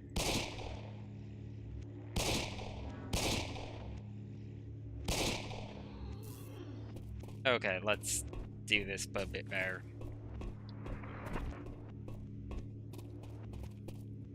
Okay.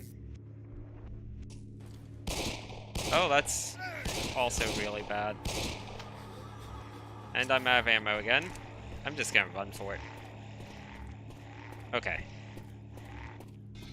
Thankfully, he will reload if you tell him to start reloading and you swap bodies. Like, he will complete the reloading action while you're swapped. So I think that I blocked them from spawning anymore. Oh, and yeah, the red one can't go there because that's just like an infinite pool of water. End of menace.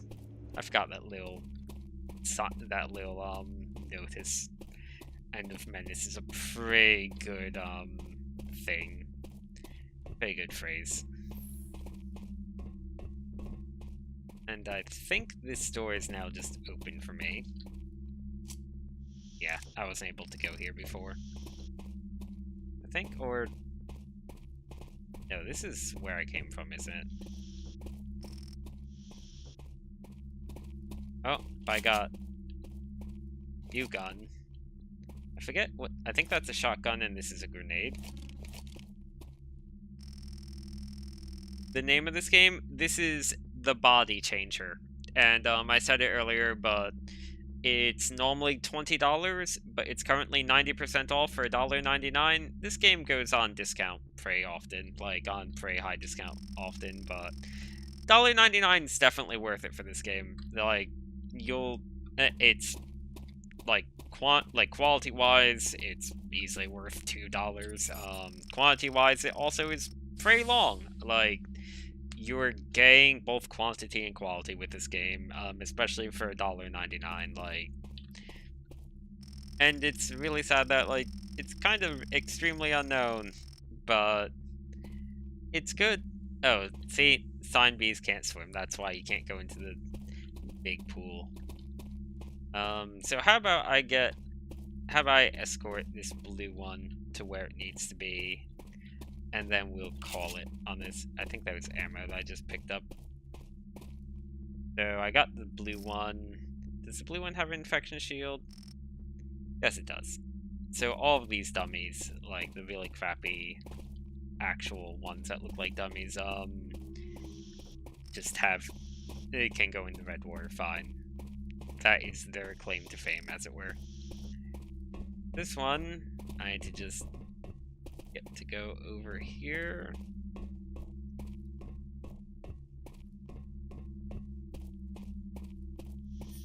And it goes on the blue switch. Now I take this guy. I may as well get him into that room as well while I'm at it. I went up the stairs, didn't I? Or did I not go up the stairs? I don't think I actually went up the stairs. It's even on these stairs. I can't remember if there's anything I can get to here right now. Oh, there's that, which is not really possible. I think that you can do it if you really cheese it. You can kind of barrel roll onto that from what I remember, but that's not the proper solution.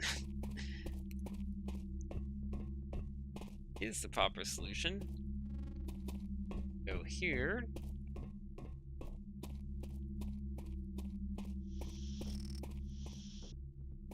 And now I walk. Actually, I can just have this one do that. Now I can have it go on the red thing. And now I swap over to him again. Can I barrel roll onto the floating keycard? No, it doesn't seem it. Okay, but this door opened. This will be the final room. Because I think this is... From what I remember, this is a kind of tough-ish combat room, which is a pretty good stopping point. Found the menace. Can't remember if there's anything I need to do. Temporized mono-style device is needed. Okay. There's some beeping going on.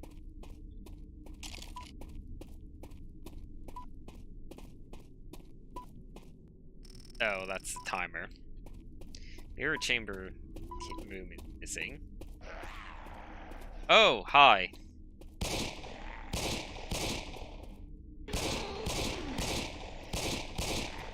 Oh, that was a lot of missing on my part. No, no, no, no, no, no. Go away. Nope.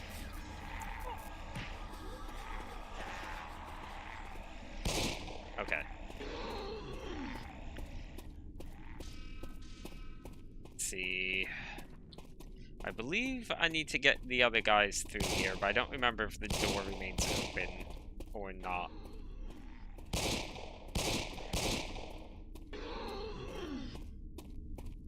Let's see.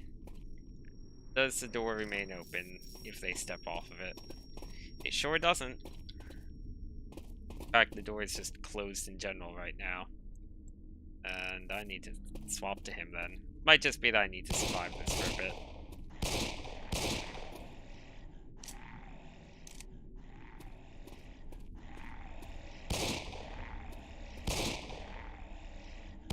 There we go. And we have some ammo. Oh boy. See, we have some ammo over here that I wouldn't mind picking up. These guys do kind of move pretty fast once they get a lock on you.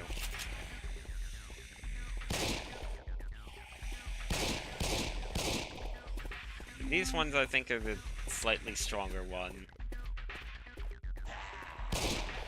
Yeah, he's supposed to be able to kill stunned enemies with the V-blade or whatever.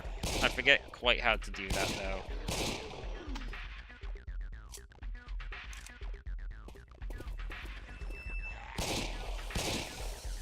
And, oh boy, these ones jump. Oh, and there's ones behind me. I am missing way too much.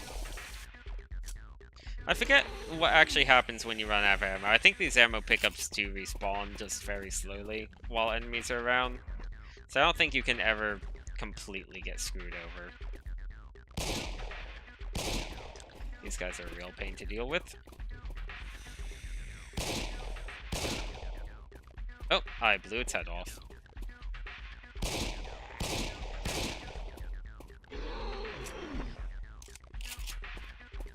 Oh right, I have this whole thing that I haven't really been using much. Well, that helped. That's quite good for these guys. I have plenty of ammo for it. Oh, it wasn't quite dead. Oh, I need to V-blade it, I think, but I'm not sure of how to do that. Or no, never mind, it disappeared.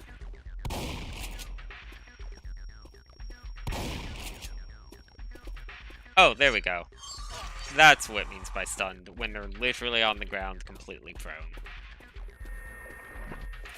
I'll switch this for the crappy zombies. Yeah, like, it's not intense combat or anything, but it's tricky. Like, enemies do deal a lot of damage, and you do need to deal with a lot of them all at once. I think this is a... yeah, this is a new type of shark guy. This guy has some sort of weapon.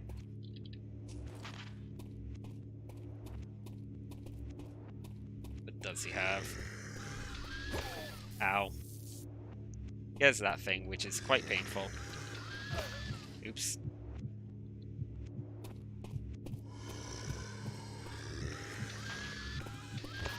Oh, wow, I wasn't expecting him to double swing.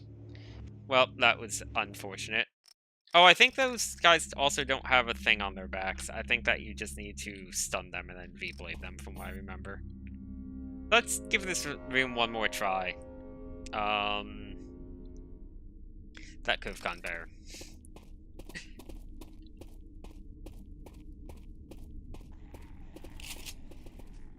That was the end of this room, so yeah, I'll play to the end of this room and then we'll call it a stream. Because this seems like a pretty good stopping point.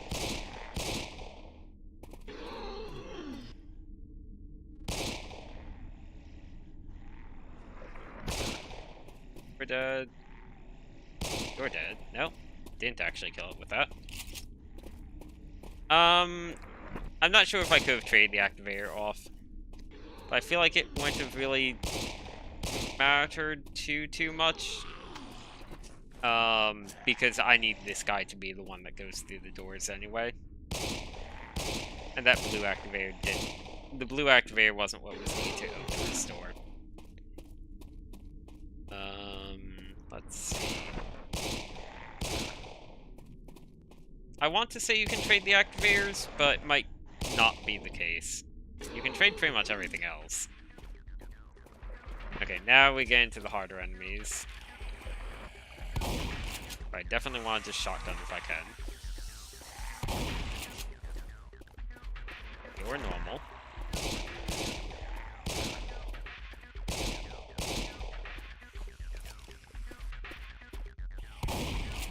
You're not.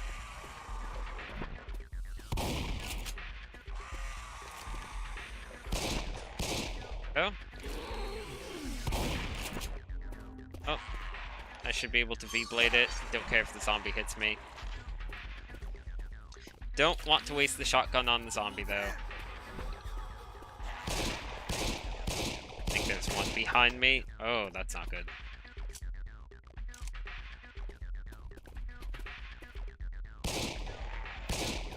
Hitting them when they're that close to you actually is kind of tricky.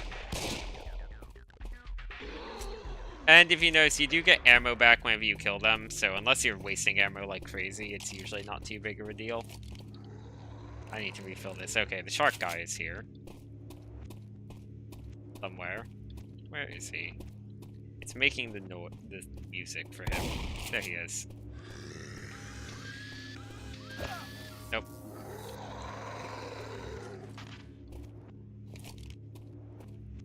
Need him? Maybe? Nope. Right, you can only barrel roll to the sides, I think. I keep trying to barrel roll up ahead, and that's not really working out.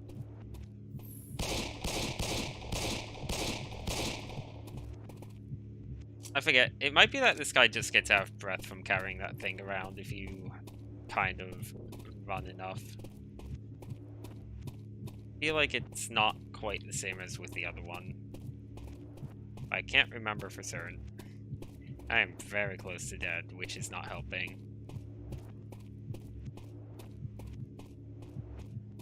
Alternately, it could be that I'm just really supposed to barrel roll.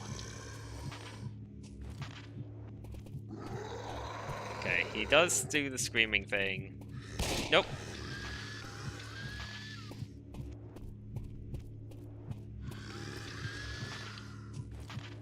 I'm sure one of these many things will very conveniently tell me exactly what his weakness is, but I sure can't remember off the top of my head. Nope. Okay, well, I can't remember exactly how you're supposed to beat him. So I'm gonna probably call it quits here, but let's just see if one of these things says, hey, what are you supposed to do for Fishman with Chainsaw Blade?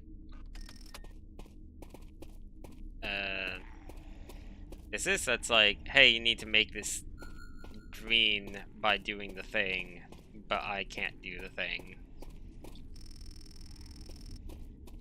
It's effect of the red word. Did I read all these? I can't remember if I read all these. I think this is one thing about the mirror room. Yeah. Or the mirror chamber, whatever. This thing is ammo for the shotgun.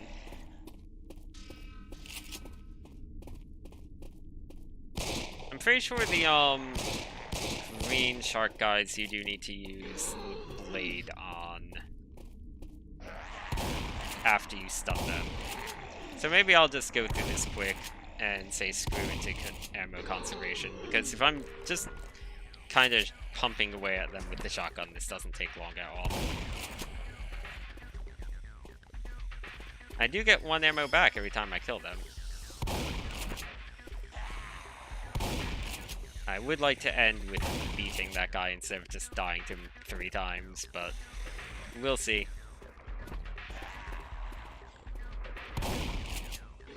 Normal zombie. Special zombie that I'm out of ammo for, which is a bad time to be out of ammo. I'm bad at checking my ammo. I'm gonna go to the normal gun for this guy, because I do want the shotgun for the other guy, I think. Now we should have the boss coming up. Oh, not yet. Next one maybe is the boss? Yeah, the music's changing. There he is.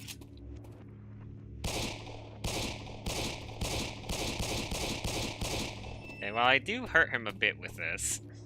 Not a lot, but a little bit.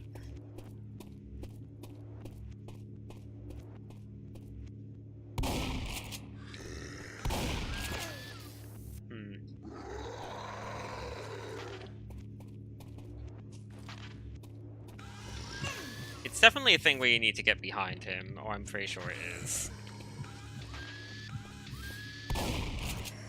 Okay, there. See, I winded him by doing that. Now you V-Blade attack him.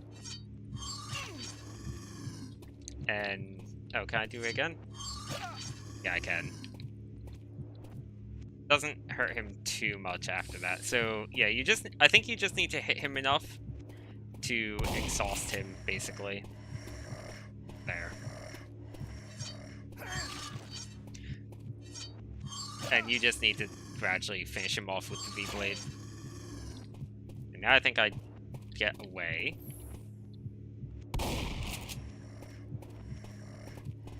Yeah, I think he just had, like, a giant initial shield, and then once you pierce through it, he becomes easier to deal with. I think this thing's also a heal. It has a giant plus on it. Maybe? Yep.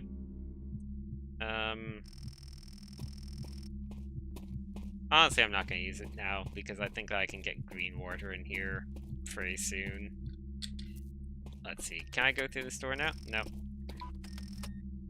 Okay, well, that was kind of the first challenging combat section of the game, I think. That seems like a good stopping point.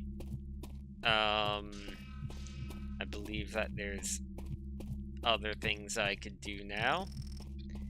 Oh, right, end of menace device disabled. I don't think I can go into any of these doors. I think I do need to get the dummies into this room, and I forget if that's its own puzzle or if I'm just missing something incredibly basic with that. It might be that I don't need them on their color-coded switches. Like, can I just have him go here? No. Okay. Well, there's more puzzles and combat and whatnot later on, but that seems like a good stopping point. So, that was the body changer. It's $2 at the moment. It's really good. I like it a lot. And that's gonna be the stream. So that was 5 games. Again, if you want key timestamps or prices or Steam pages or whatnot, go ahead and check out the description if you're watching the recording of this. As it stands, that's gonna do it. So thanks for watching.